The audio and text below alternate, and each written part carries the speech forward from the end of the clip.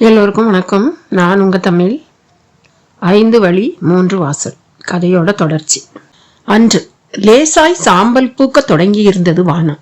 கோடைமலை கொட்டப்போவதற்கு தோதாக திரிகூட மலையின் முகட்டில் அடர்த்தியாக கார்மேகங்களின் மாநாடு. பாவூர் சத்திரம் ஆலங்குளம் வழியாக தனது புறவியை செலுத்தும் முன் குற்றாலத்தை கடக்கும் சமயம் ராஜேந்திரன் அந்த நீர்வீழ்ச்சியை பார்த்தான். இந்த முறை நீர் விழும் தருணம் சற்று முன்கூட்டியே வந்துவிட்டதை அவனால் உணர முடிந்தது. சாலையில் பாதசாரிகள் இருவரின் பேச்சும் காதில் விழுந்தது. அருவி பெருக்க இந்த முறை எத்தனை சீக்கிரம் வந்துவிட்டது பார்த்தீர்களா? வழக்கமாய் வைகாசியின் மையத்தில் விசாகத்தில்தான் இந்த குற்றாலம் கொட்டி முழக்கும். இந்த முறை சித்திரையின் முடிவிலேயே வந்துவிட்டதே. எல்லாம் இயற்கையின் திருவிளையாட்டு. நீரில் மூலிகை வாசம் மிகுந்து வருவதை அனுபவித்தீரா? வெயிலில் வதங்கி விழுந்த தாவரங்களை மழை நீர் அணைத்து மகிழ்ந்து அதன் தாவர சத்துக்களையெல்லாம் உறிஞ்சி கொண்டு வந்து இந்த அருவி கொட்டுவது போல உலகில் எந்த அருவியாவது கொட்டுவது உண்டா? எத்தனை பிராந்தர்கள் இந்த அருவியால் தெளிவு பெற்றிருக்கிறார்கள். அடே அப்பா, இந்த அருவிக்கு ஈடு சொல்ல எதுவுமே இல்லை. அதனால் தானோ என்னவோ நம்மை வளைக்க வரும் வெள்ளையர் கூட்டமும் இந்த மலையடிவாரத்தின் அடிவாரத்தை ஒட்டி முகாமிடப் போகிறதாம். என்னது, இந்த குற்றால சாரலில் வெள்ளையன் முகாமா? ஆமா, நாயக்கர் பாளையங்களில் வரி வசூல் முடித்து நமது மறவர் பாளையங்களை என்னவென்று கேட்க வந்து கொண்டிருக்கிறதாம் வெள்ளையர் படை. இடையில் ஆலங்குளத்தை ஒட்டிய மைதானத்தில் அவர்கள் 2 நாள் முகாமிடலாம். மாபெரும் குதிரைப்படை பீரங்கிகள் சகிதமாக காலாட்படையின் ஒரு பிரிவோடு வெகு வேகமாக வந்து கொண்டிருக்கிறதாம். ஒவ்வொரு நாளும் 10 கல் தொலைவை சாதாரணமாக கடந்து விடுகிறார்களாம். நமது பாளையக்காரர் என்ன பதில் நடவடிக்கை எடுக்கப் போகிறார் என்று ஒருவர் கேட்க, யாருக்கு தெரியும், மண்டியிடுவதுதான் இறுதி முடிவாக இருக்கும். எதிர்காலத்தில் நாம் நவாப்புகளுக்கோ அல்லது வெள்ளையர்களுக்கோ அடிமைகள்தான் என்பதில் எனக்கு சந்தேகமே இல்லை. ஆனால் நெல்கட்டும் சேவலை சேர்ந்த மாவீரர் புலித்தேவரோ வருபவனை விரட்ட வேண்டும் என்கிறார். சாத்தியமா என்ன? படையின் வலிமை தெரிந்தால் சாத்தியம்தானே. அதுதான் தெரிய மாட்டேன் என்கிறதே. ஒற்றர்கள் என்ன தூங்குகிறார்களா? அவர்களுக்கு தலைகளை எண்ணி வரத்தான் தெரியும். அந்த தலைகளுக்குள் புதைந்து கிடக்கும் திறன் பற்றி தெரியாதல்லவா? குறிப்பாக அந்த நவீன ஆயுதங்களான பீரங்கிகள், துப்பாக்கிகள் பற்றி. பாதசாரிகளே இத்தனை பேசிக் கொள்கிறார்களா? ராஜேந்திரனுக்கு ஆச்சரியம். அதே சமயம் அசுர வடிவம் எடுத்து அணைக்க வரும் ஆபத்தின் தன்மை அவனை மிரட்டியது. வஜ்ர நாராயணன் எள்ளி நகையாடியதும் எலும்பில் ஊசி ஏற்றியது. எதிரி படையின் வலுவை துல்லியமாக கணக்கிட்டு அதை தேவருக்கு தெரிவிக்க வேண்டும். அது மட்டுமல்ல, எப்படி எதிர்த்தால் வெள்ளையன் நடுங்கி போவான் என்பதையும் கண்டுபிடித்தாக வேண்டும். மனதில் நினைப்போடு புறவியின் பின்னந்தொடையில் தன் மிதியடி காலை ஒரு உரசி எடுக்க அது சீறி கிளம்பியது. ஏககாத தூரத்தை கடந்தாயிற்று. புறவியின் வாயன்னங்களில் கூட நுரை ததும்பும் நிலைதான். இனி இயலாது என்று புறவி சோர்ந்து போய் விட்டிருந்தது. மெல்ல ஒரு புளிய மர நிழலில் மண்டியிட்டு கீழே சரிந்து விழாத குறையாக நின்றது. அவனுக்கும் களைப்பாக இருந்தது. புறவியை விட்டு கீழே இறங்கினான்.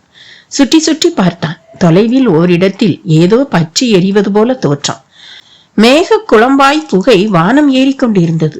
சற்று நடந்து சென்று உற்று பார்த்தபோது அது ஒரு சமையல் அடுப்பின் புகை என்பது தெரிந்தது. ராட்சச மண்பானை ஒன்று அடுப்பின் மேல் இருக்க அதனுள் அகைப்பைகளின் கிண்டுதல். அந்த அடுப்பை ஒட்டி ஒரு பெரிய நிலச்சரிவு. அந்த சரிவை பார்த்த ராஜேந்திரனின் விழிகள் வைரமாக ஜொலிக்க தொடங்கின. யாரை எதிர்பார்த்து வந்தானோ அவர்கள்தான் முகாமிட்டிருந்தார்கள். ஹெரானின் தலைமையிலான வெள்ளையர் படை அங்கே மல்லாந்திருந்தது. வாளை குலைத்தபடி நிற்கும் செம்புரவி கூட்டம் ஒருபுறம், சிவப்பு மேலங்கியம் அரக்கு குழாய் உடுப்புமாய் அலைமோதும் கூட்டம் மறுபுறம். நடுநடுவே கிராம தேவதைகளின் கோயில் கோபுரங்கள் அளவுக்கு வெண்ணிற கூடாரங்கள்.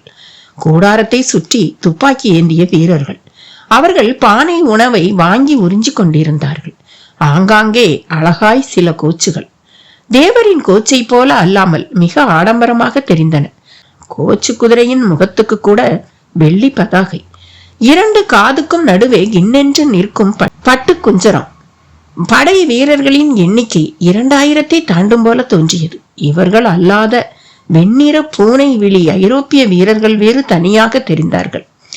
கருப்பு குட்டி தேர் போல சக்கர கால்களோடு கோவில் தூண் போன்ற குழாயை நடுவே கொண்டு கிடக்கும் இதுதான் பீரங்கியா?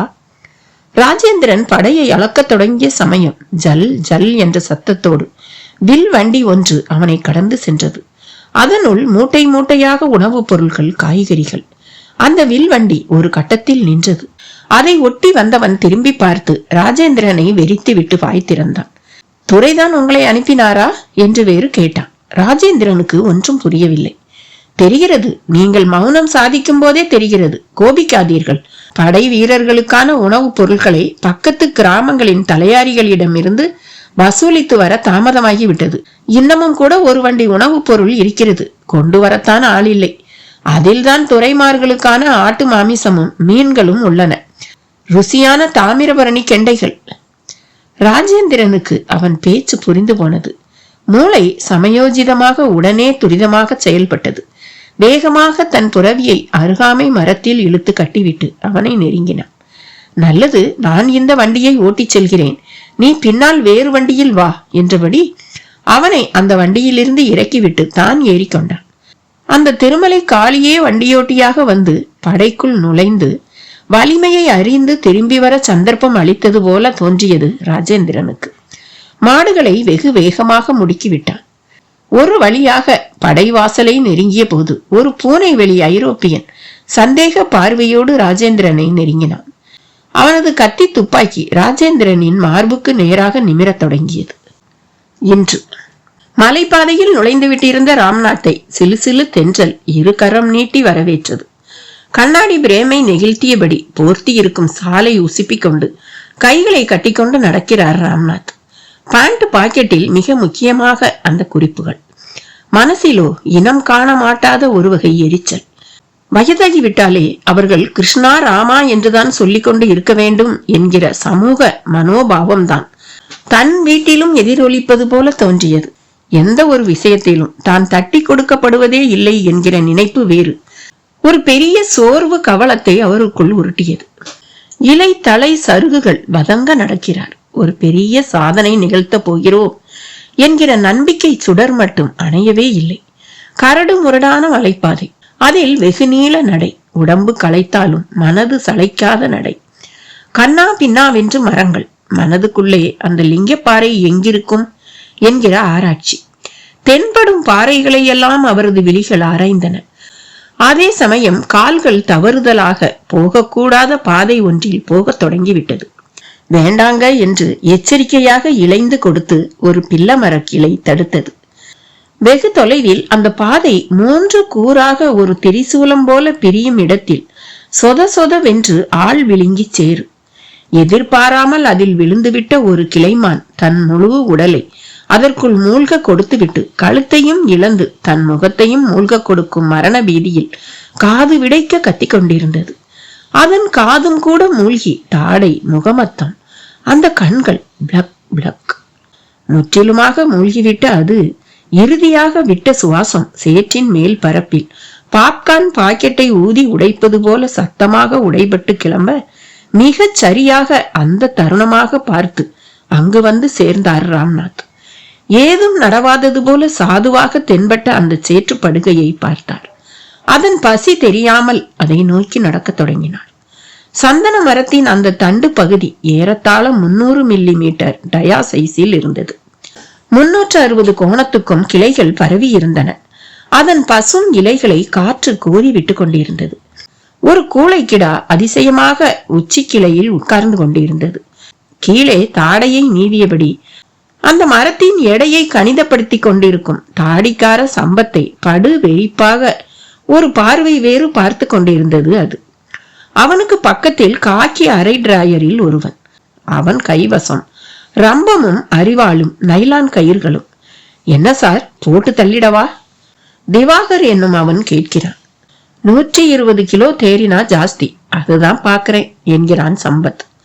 உங்க கண் கணக்கு எடை தராசை விட துல்லியம்ங்கிறது எங்களுக்கு நல்லா தெரியும். சரி, என்ன பண்ணலாம்?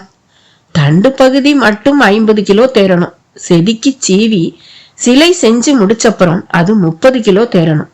இதுதான் பாஸ் தங்க மாணிக்கத்தோட எஸ்டிமேட். அதுக்கு தோதா மரம் அம்பிட மாட்டேங்குதாடா.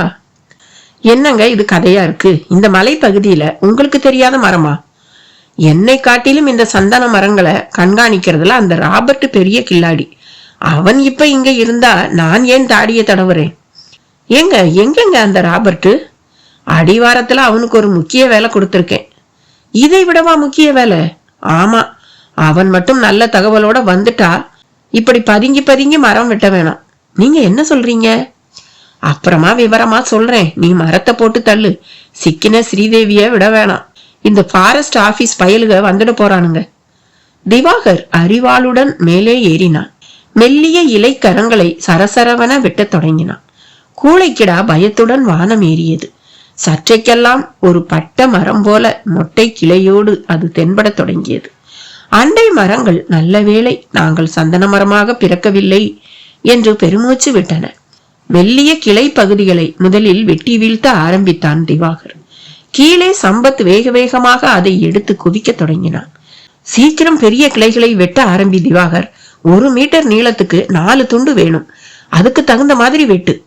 கீழே இருந்து சம்பத் கட்டளையிட அவன் கரங்கள் செயலிலும் இறங்க எங்கிருந்தோ துர்வாடை இப்போது காற்றில் கலந்து வர தொடங்கி இருந்தது. என்னடா, பக்கத்துல ஏதாவது மிருகங்கள் செத்து கிடக்குதா?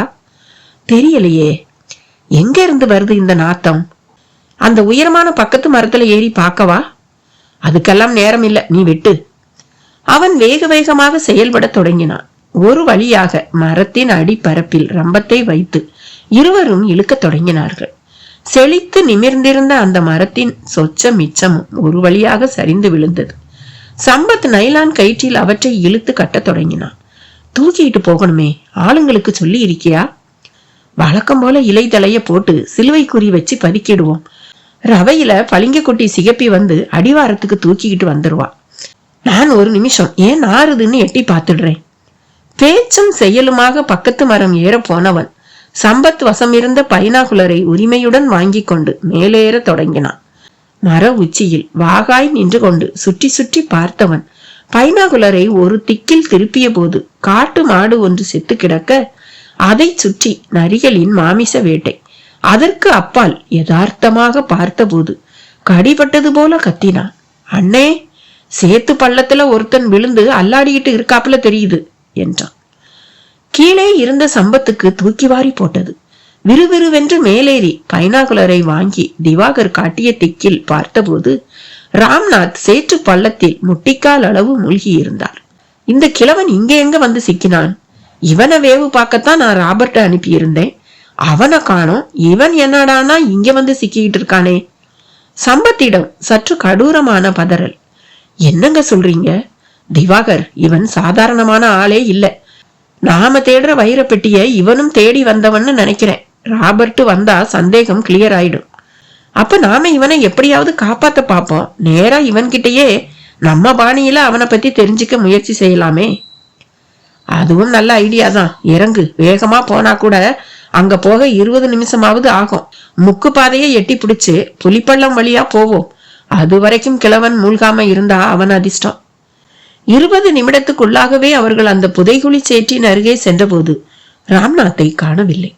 பதிலுக்கு அவர் போர்த்தியிருந்த சால் மட்டும் சேற்று படுகையின் மேல் அனாதையாக மிதந்து கொண்டிருந்தது. அன்று மார்புக்கு நேராக நிமிர்ந்த அந்த கத்தி துப்பாக்கி ராஜேந்திரனை ஒரு வினாடி துணுக்குற வைத்து விட்டது. ஏய், யார் நீ? துப்பாக்கியை குறிவைத்த பூனை விழி ஐரோப்பியன் வினவினான். நான் படைகளுக்கு உணவு கொண்டு வந்திருப்பவன். ராஜேந்திரன் சுதாரிக்க தொடங்கினான். உன் பெயர்? வீரபாண்டியன். அருகில் இருந்த ஒரு படை வீரன் பெரிதாக சிரிக்க தொடங்கினான். ஏன் சிரிக்கிறாய்? ராஜேந்திரன் சற்று கோபத்தோடு கேட்டான். இனி பாண்டியன் சோழன் என்றெல்லாம் இந்த தேசத்தில் யாரும் பெயர் வைத்துக் கொள்ளாதீர்கள். அதிலும் வீரபாண்டியன் சூரபாண்டியன் என்றெல்லாம் மூச்சு விடக்கூடாது. இனி இந்த தேசத்தின் மூச்சு காற்றில் கூட கும்பினி காற்று சுவாசப்பட வேண்டும். துரைமார்களின் லட்சிய பிடிக்குள் வந்து கொண்டிருக்கிறது இந்த பூமி. யாரும் கேட்டால் வீரபாண்டியன் என்று உளறி வைக்காதே. மண்ணாங்கட்டி, காளையன் என்று ஏதாவது ஒரு பெயரை சொல்லு. கெக்களிப்பாக பேசிய அந்த படை வீரனின் பேச்சில் ராஜேந்திரன் மிகவும் உணர்ச்சி வசப்பட்டு போனான். என்ன பேயறைந்தது போல ஆகிவிட்டாய்? போ. அந்த மாட்டு வண்டி மெல்ல உள்ளே பிரவேசிக்க தொடங்கியது. ஆங்காங்கே தரைப்படை வீரர்கள் குவிந்து கிடந்தார்கள். நடுநடுவே பெரிதாக குடையை விரித்து பிடித்த மாதிரி ஏகமாய் கூடாரங்கள். குதிரைப்படை ஒரு ஓரமாய் ஒதுங்கி இருந்தது. சில குதிரைகளின் பிடரியில் கொருக்கு பூச்சிகள் பெருகிவிட்டிருந்தன. அதை சிக்கெடுத்துக் கொண்டிருந்தனர் சில வீரர்கள். உணவு குளியலோடு வண்டி உள்ளே நுழைந்ததை பார்த்து வீரர்கள் விழிகளில் விளக்கு எரிந்தது. அவர்கள் ஏக பட்டினியில் இருப்பதை உணர முடிந்தது. சிலர் அவனை அணுகி வண்டியை தங்கள் கட்டுப்பாட்டுக்குள் எடுத்துக்கொண்டார்கள். ராஜேந்திரன் ஒரு போலியான பணிவோடு ஓரமாய் நின்றான். ஒரு கட்டுப்பாட்டுக்கு உட்பட்டு வீரர்களும் நின்று கொண்டிருப்பது ராஜேந்திரனுக்கு புரிந்து போயிற்று. விழிகளை 4 புறமும் விரட்டினான். ஐரோப்பிய வீரர்கள் மட்டும் தனி தினுசாக தெரிந்தார்கள். அவர்களின் பூனை கண்ணும் செம்பட்டை முடியும் அதையும் கூட பின்முதுகு வரை குடிமை போல் வளர விட்டிருக்காமல் பின்னங்கழுத்தோடு அவர்கள் வெட்டி விட்டு கொண்டு தலைக்கு வெள்ளையாய் ஒரு தொப்பியை வேறு தரித்தபடி நிற்பதில் அவன் அதிசயப்பட்டு போனான். ஆடைகளில் கூட வேறுபட்டிருந்தார்கள். கம்பள சிவப்பில் மார்பை இறுக்கி கழுத்தை கூட காட்டாதபடிக்கு அவர்கள் மேலாடை அணிந்திருந்தார்கள். 2 கால்களிலும் இறுக்கமாய் குழாய் போல் அணிந்திருந்த அந்த கால்சராய் அவனை அதிசயப்படுத்தியது. ஒவ்வொருவர் கைவசமும் ஒரு துப்பாக்கி, துப்பாக்கியின் முனையில் கூரிய கத்தி. ஒரே ஆயுதம் 2 விதமாக பயன்படுமா என்ன? அவன் தனக்குள் கேட்டுக்கொண்டிருந்த சமயம் காட்டு பன்றி ஒன்று பக்கத்து மலைப்பாறைகள் ஊடே தலை காட்டியது. ஒரு ஐரோப்பிய வீரன் அதை பார்த்துவிட்டு தன் துப்பாக்கியை தூக்கியபடி அதை நோக்கி சுட்டான். பன்றி அலறலோடு துள்ள தொடங்கியது. அப்போது ஒரு பெரிய கூடாரத்தில் இருந்து யாரோ வெளியே வருவது தெரிந்தது. அந்த நபரின் வருகையை தொடர்ந்து எங்கும் அமைதி. எல்லோரும் விரைப்படைந்தார்கள். பரங்கி பழத்துக்கு கண் காது மூக்கு வைத்த மாதிரி ஒரு முக அமைப்பு. தலையின் செம்பை முடியில் கடல் அலை போல மினுமினுப்பான வளைவு நெளிவுகள். கண்களோ கடுமையை காட்டி நின்றன. யார் இப்போது சுட்டது? துப்பாக்கியை இயக்கிய ஐரோப்பியன் பன்றியின் சடலத்தோடு அந்த பரங்கியின் முன் சென்று நின்றான். அறிவு இருக்கிறதா உனக்கு? இங்கே மனிதர்களை வேட்டையாடத்தான் துப்பாக்கி, மிருகங்களுக்கு அல்ல, முட்டாள். அந்த பரங்கியன் கத்த தொடங்கினான். உடனேயே தாடியை நீவியபடி இந்தியனை போன்ற ஒருவன் அங்கே வந்து நின்றான். ஹெராந்துரை அவர்களே, கவலை வேண்டாம். படைக்கு தேவையான அளவு தோட்டாக்கள் கைவசம் உண்டு. மேலும் தேவைப்படும் தோட்டாக்களுக்கும் கந்தகத்துக்கும் ஒரு தளவாடப்படை மதுரை சென்றுள்ளது என்று நைச்சியமாக சொன்னான் அவன். இல்லை யூசுப், ஒவ்வொரு குண்டும் நமக்கு மிக முக்கியம் என்றான் அந்த பரங்கியன். கவலை வேண்டாம். நம் கைவசம் உள்ள தோட்டாக்களுக்கு இந்த பாளையக்காரர்கள் பதில் சொன்னால் போதும். இதை கொண்டே 7 பாளையங்களை வெல்லலாம். எல்லோருமே பொல்லா பாண்டியரை போல கை கட்டி முன்னே விழப்போகிறவர்கள்தான் என்றான் சற்று கித்தாப்பாக. அதை கேட்ட ஹெரான் என்னும் அந்த துரை முகத்தில் இறுக்கம் தளர்ந்தது போல ஒரு உணர்வு. அவர்களின் அந்த உரையாடல் ராஜேந்திரனை ஒரு உசுப்பு உசுப்பியது. பக்கமாய் புற்களை வெட்டி கட்டாக கட்டி போட்டிருந்தார்கள். அதில் ஒன்றை தூக்கி சுமந்தபடி ஒரு வேலைக்காரனை போல பீரங்கிகள் உள்ள படைவரிசைக்கு சென்றான். புல்கட்டை பக்கத்து புறவிக்கு உணவாக போட்டுவிட்டு ஒரு பீரங்கியை பார்க்க தொடங்கினான். அந்த பருத்த ஆயுதம் அவனை வெறித்து பார்த்தது. அதன் தலைமேல் உள்ள அந்த தீக்குழி துவாரமும் அதன் நீண்ட முகமும் அவனை லேசாக அச்சுறுத்தியது. பக்கத்து வீரன் ஒருவன் அதை பார்த்துவிட்டு ராஜேந்திரனை நெருங்கி வந்தான். என்ன வெறிக்கிறாய்? யார் நீ என்றான் கோபமாக. ஐயா, என் பெயர் வீரபாண்டி, பக்கத்து கிராமத்தவன். உங்களுக்கெல்லாம் உணவெடுத்து வந்தேன். இப்படி ஒரு ஆயுதத்தை நாங்கள் பார்த்ததில்லை, அதுதான் என்றான். அந்த வீரன் முகத்தில் இறுக்கம் தளர்ந்தது. இதன் பெயர் பீரங்கி என்றான் சற்று பெருமையாக. அப்படியென்றால்? எனக்கு விளக்க தெரியாது. ஆனால் ஒரே நேரத்தில் 20 பேர் எலும்பை பொடி பொடியாக ஆக்கிவிடும். மலையையே கூட இதை கொண்டு தகர்த்து விடலாம் என்றான். இது எப்படி செயல்படுகிறது? இதை தெரிந்து கொண்டு எதுவும் உனக்கு ஆகப் போவதில்லை. போய் வேலையை பார். எனக்கு இங்கே பசி காதை அடைத்துக் கொண்டிருக்கிறது என்றான் சலிப்புடன் அந்த வீரன்.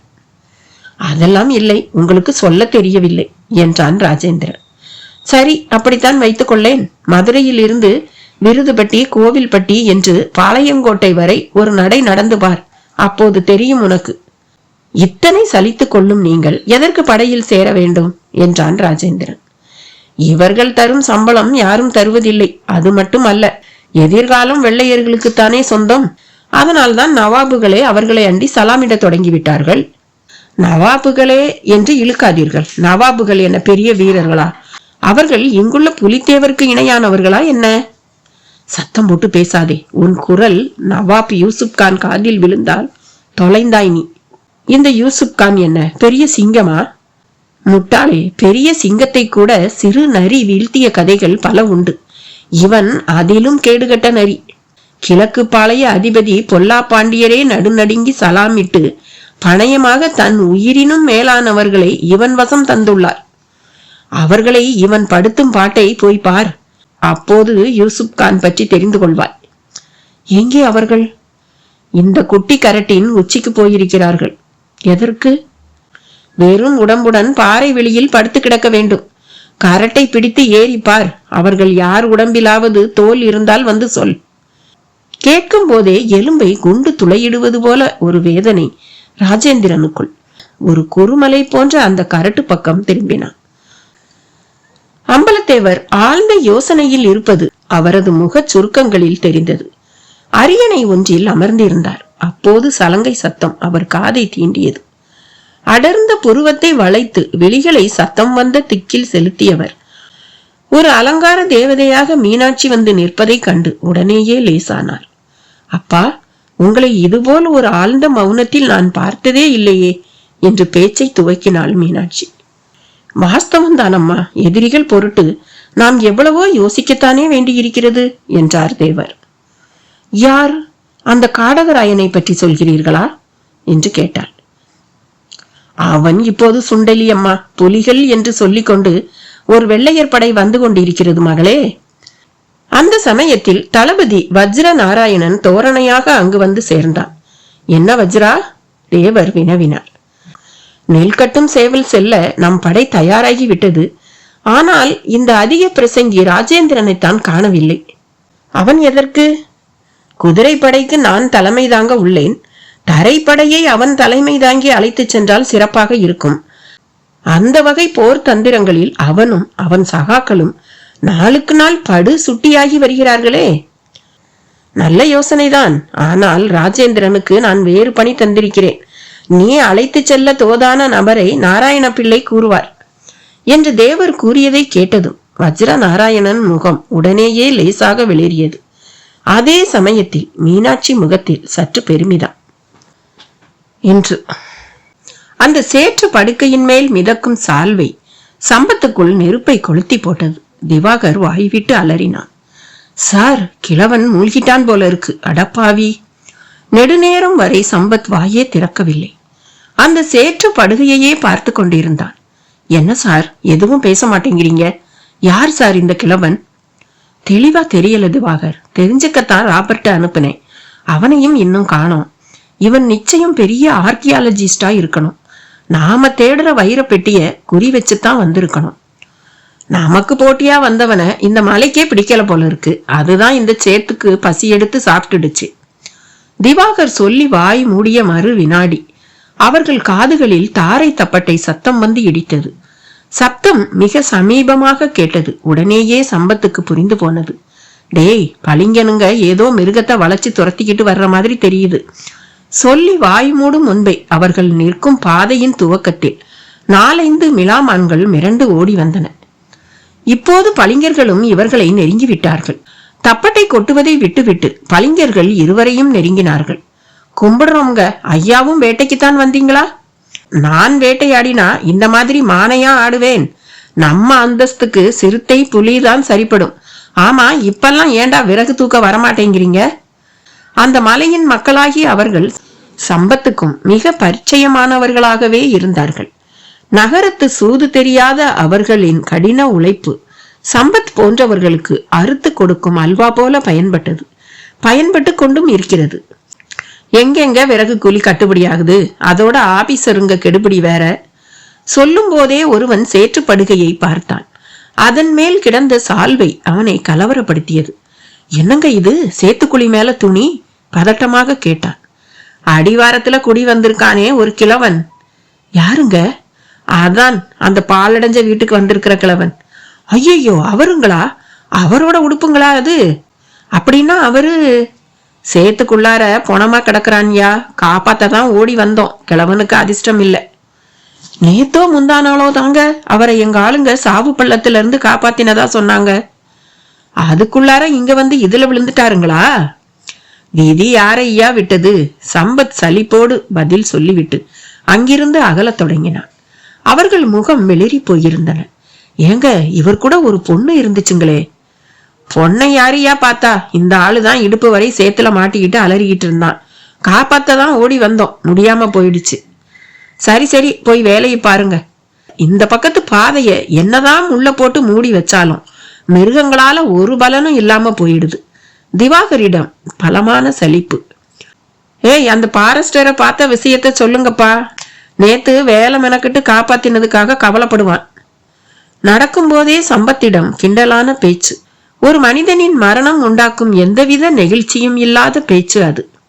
பாவம் அந்த பொண்ணு. டே அம்மாசி, அடிவாரம் வரை போய் அந்த பொண்ணை பார்த்து விஷயத்த சொல்லிட்டு வாடா நீ. நாங்க கிழக்க தேனெடுக்க போயிட்டு இருக்கோம்.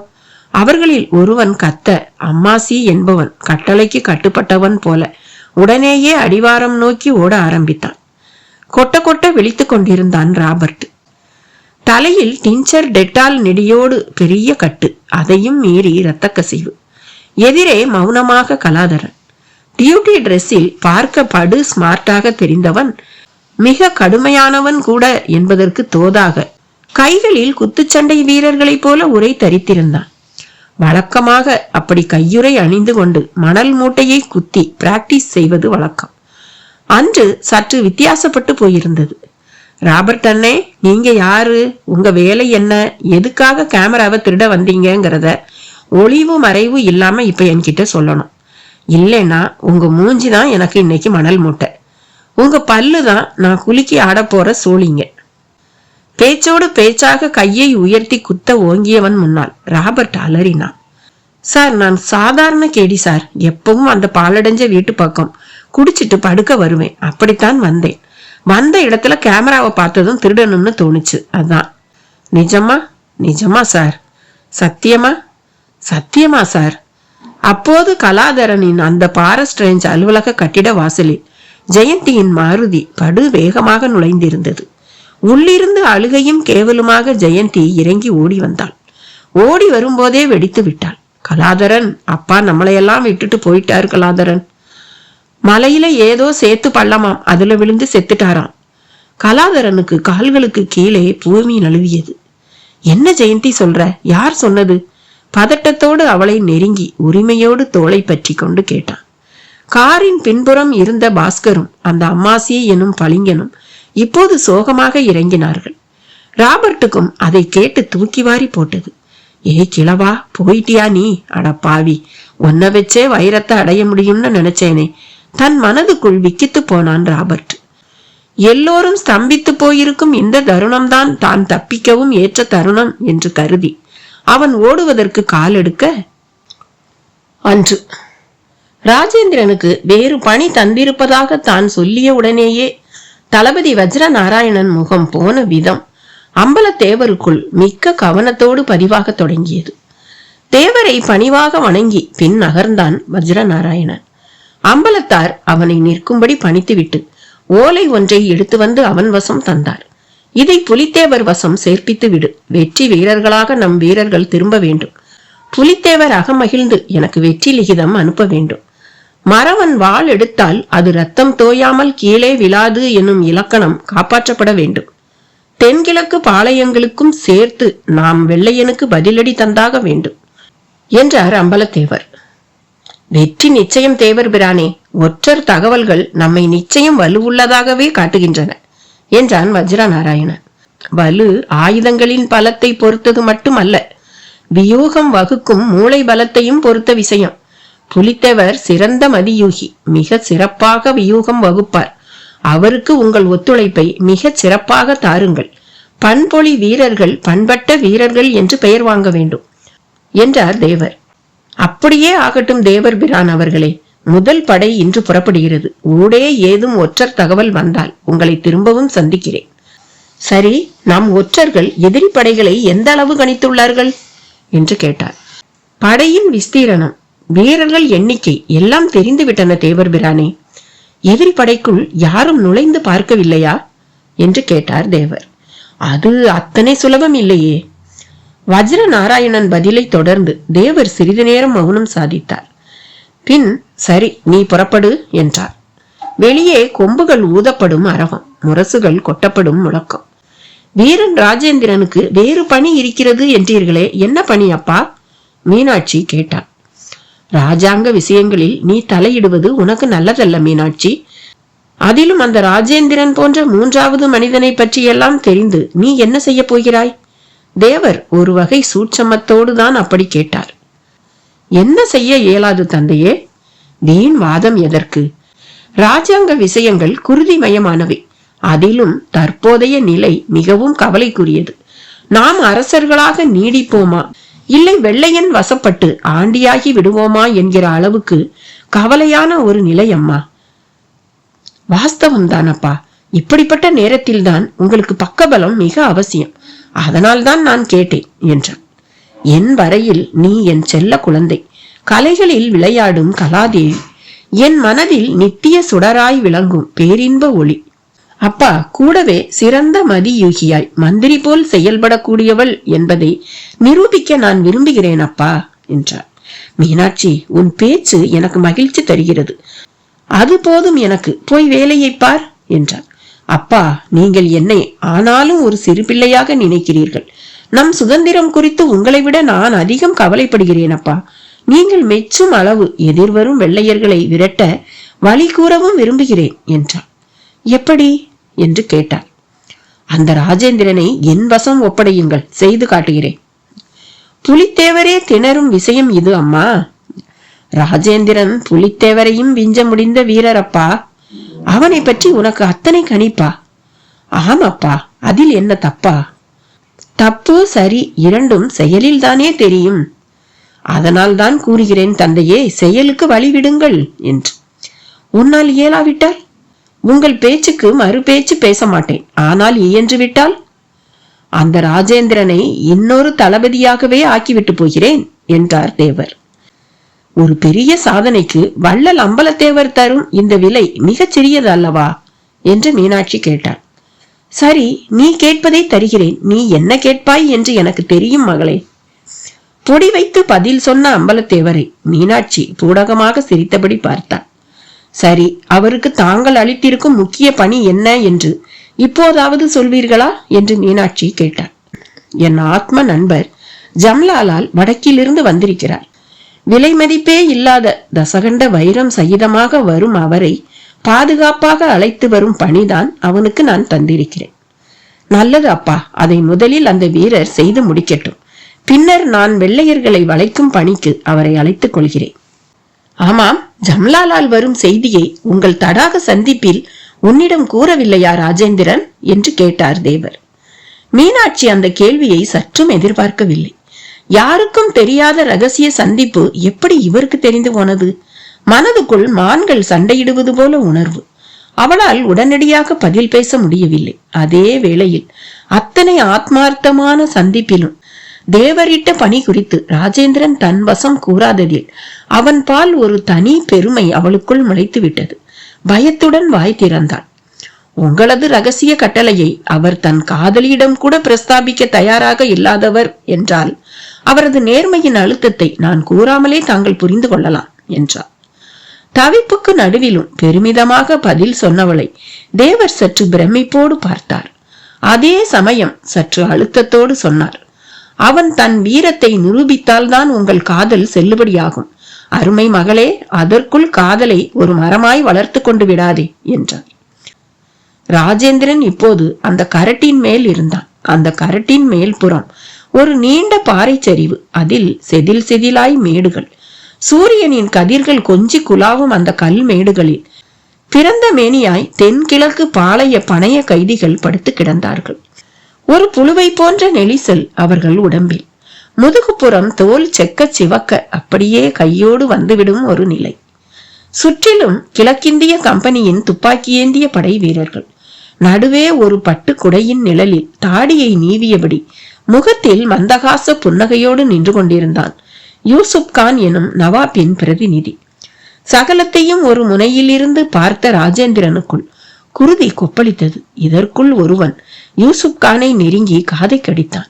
அவன் முகம் உடனேயே உருமாறியது. அதற்கு தோதாக ஒரு வெள்ளையன் அந்த கரட்டின் மேலேறி யூசுப்பை நெருங்கினான். பணைய கைதிகளை கௌரவமாக நடத்த வேண்டும் என்பது எங்கள் நாட்டு வழக்கம். இப்படி சித்திரவதை செய்வது சரியல்ல. அவர்களை பிரபு கௌரவமாக நடத்த சொல்கிறார் என்றான். ஆங்கிலத்தையும் தமிழையும் கடித்து துப்பி அவன் கூறியதை கேட்ட யூசுப் முகம் மேலும் சிவந்தது. யாரை எப்படி நடத்த வேண்டும் என்பது எனக்கு தெரியும். இருந்தாலும் பிரபுவுக்காக நான் இவர்களை விட்டுவிடுகிறேன் என்றான். தென்மேற்கு பாளையத்தவர்கள் இந்த மாதிரி கொடுமைகளை பார்த்தால்தான் பணிவார்கள். மறவர்கள் சரியான மிடுக்கர்கள். அவர்களை பற்றி உங்களுக்கு தெரியாது. போக போக தெரிந்து கொள்வீர்கள். யூசுப் கானின் பேச்சு ராஜேந்திரனை வெகுவாக உசுப்பிவிட்டது. மனிதனில் மிகுதியாக மிருகத்தன்மை கலந்து விட்டவன் யூசுப் கான் என்பது புரிந்து போனது. யூசுப், உன்னை ஓட ஓட விரட்டுகிறேனா இல்லையா பார் என்கிற மன கொதிப்பு அவனுக்குள் ஏற்பட்ட அந்த வேளையில் அவன் தோளை ஒரு பூனைக்கண் வெள்ளையன் தொட்டான். திரும்பியவனை, நீ ராஜேந்திரன் தானே என்று நிதானமாக கேட்டான். என்று ராபர்ட்டின் ஓட்டம் கலாதரனின் கவனத்தை கவரும் முன் வெகு தூரத்தை எட்டிவிட்டது. கலாதரன் கைகளை குத்தி பிசைந்து கொண்டான். ஜெயந்தி சொன்னதற்காக கவலைப்படுவதா, இல்லை இப்படி அகப்பட்ட திருடனை இழந்து விட்டதற்காக கவலைப்படுவதா என்பது புரியாமல் திகைத்து விட்டிருந்தான் கலாதரன். என்ன கலாதரன், இதுதான் சாக்குன்னு திருடன் தப்பிச்சிட்டானே. அவனை பாஸ்கர் பேச்சை முடிப்பதற்குள் கலாதரன் இடைவெட்டினான். பரவாயில்ல பாஸ்கர், எங்க போயிடுவான்? என்கிட்ட மாட்டாம மட்டும் போக மாட்டான். நாம நம்ம விஷயத்துக்கு வருவோம். அப்பா இறந்துட்டாருன்னு எப்படி அவ்வளவு ஊர்ஜிதமா சொல்றீங்க? இதோ இந்த பளிங்கன் சொல்றத கேளுங்க. இங்க வாப்பா. புரொஃபசர் சார நீ பாத்திருக்கியா? கலாதரன் பளிங்கன் பக்கம் ஊன்றினான். இல்ல சார், ஆனா கேள்விப்பட்டிருக்கேன். அவர் எப்படி சேத்து பள்ளத்துல விழுந்து செத்துட்டாருன்னு சொல்ற? பள்ளத்து மேல சாரோட துப்பட்டி மிதக்குது சார். துப்பட்டியா? சால்வையைத்தான் அவன் அப்படி சொல்றான் கலாதரன், இடையிட்டான் பாஸ்கர். ஏன், அது எங்கிருந்தாவது காத்துல பறந்து வந்து கூட விழுந்திருக்கலாம் இல்லையா? இடுப்பு மூட்டம் மூழ்கிட்ட நிலையில அவர் உசுருக்கு பயந்து கத்தி இருக்காரு. அத பார்த்துட்டு சில பேர் காப்பாத்த வர்றதுக்கு முன்னாடி மூழ்கிட்டாருங்க. மிஞ்சினது துப்பட்டாதான். யார் அந்த சிலர்? ஐயா, அவங்கள எங்களுக்கு நல்லா தெரியும். ஆனா பேரு விவரம் எல்லாம் தெரியாதுங்க. அவங்க கொஞ்சம் மலை களவானீங்க, அது மட்டும் தெரியும். கலாதரன் அந்த நீண்ட விசாரணைக்கு பின் தாடையை அழுந்த வருடி கொண்டான். பேண்ட்டுக்குள் கையை விட்டு கொண்டு மார்பை நிமித்தியபடியே அந்த பளிங்கனை பார்த்தான். அவன் முகத்தில் எந்த சலனமும் இல்லை. வெளுத்ததெல்லாம் பால் என்று பேசும்படியான ஒரு முகம். ஜெயந்தியோ விசும்பின் வெடிப்புக்கே போய்விட்டாள். பாஸ்கருக்கும் ஏறத்தாழ பித்து பிடித்த நிலைதான். பிளீஸ் கவலைப்படாதீங்க, மேல போய் பார்த்துட்டு முடிவு பண்ணுவோம், கமான். ஜீப்பை நோக்கி நடந்தபடி அவர்களை அழைத்தான். இதற்குள் ஒரு டீ டம்ளருடன் வாட்ச்மேன் ஒருவன் தலையில் மப்ளர் சகிதமாக அங்கே நுழைந்தான். தம்புசாமி, நான் ஒரு முக்கிய வேலையா சேத்து பள்ளம் பக்கம் போறேன். வர டைம் ஆகலாம். ரேஞ்சர் ரமேஷ் வந்தா விவரத்தை சொல்லிடு. இன்னைக்கு ரெய்டு வேண்டாம்னு சொன்னேன்னு சொல்லிடு. தம்புசாமி என்னும் அந்த பூனை கண் வாட்சர் கோயில் மாடு போல தலையை ஆட்ட ஜீப் கிளம்பியது. ஜெயந்தியை தேற்ற முடியாமல் தேற்றி கொண்டிருந்தான் பாஸ்கர். அப்பா வெளியே போகிறச்ச கோபமா அப்படியே போயிடுங்க, வராதீங்கன்னு சொன்னேன். அது அப்படியே பழிச்சிடுச்சே பாஸ்கர். பாஸ்கர் முகத்தில் முகம் புதைத்தபடி அலறினாள் ஜெயந்தி. அவர் வீம்புக்கு அவர் பலியாயிட்டார். வயசுக்கு மீறிய ஆசை, பிடிவாதம், விவேகம் இல்லாத அணுகுமுறை, இதெல்லாம் தானே நம்ம அப்பா. பெரிய ஸ்காலராய் இருந்து என்ன பிரயோஜனம்? தன்னையே புரிஞ்சிக்காத ஒரு மனிதர். பாஸ்கர் சோகத்துக்கு நடுவிலும் கோபமாக புலம்பினான். நீங்க முடிவே பண்ணிட்டீங்களா? ஆளுக்கு இப்படி புலம்புறீங்களே. அங்க போய் பார்த்துட்டு முடிவு பண்ணுவோம். ஜீப்பை இயக்கும் கலாதரனின் கேள்விக்கு விரக்தியான சிரிப்பு பாஸ்கரிடம். மலை காற்றில் வகிடு எடுத்தது அந்த ஜீப். அடர்ந்த மலைக்குள் பரிச்சயமான வழிகளில் செயற்கையாக உருவாக்கி இருக்கும் உட்புதர்களை பக்குவமாக தாண்டி ஒரு குடை போன்ற புன்னை மர நிழல் ஒன்றை ராபிட் சமீபித்த போது கையில் இருந்த சிகரெட்டில் பாதியை சாம்பலாக்கி விட்டிருந்தான் சம்பத். வந்து நிற்கும் ராபர்ட்டை பார்த்து உற்சாகமாக கத்தினான். வா மாப்ள வா, உனக்காகத்தான் காத்துக்கிட்டு இருக்கேன். என்ன ஆச்சு உனக்கு? எங்க கேமரா? அதையாப்பா கேக்குற? விவகாரம் எக்கு தப்பா போடுச்சு. வகையா அவங்க கையில மாட்டிக்கிட்டேன். அவங்க கையிலன்னா யார்கிட்ட? எல்லார்கிட்டையும் தான், குறிப்பா அந்த ஆபீசர் பைய கலாதரன் கிட்ட. எப்படியோ தப்பி வந்துட்டேன். ஆமா, அந்த கிழவன் ராம்நாத் பூட்டானா? ஓ, அவன் பேரு ராம்நாத்தா?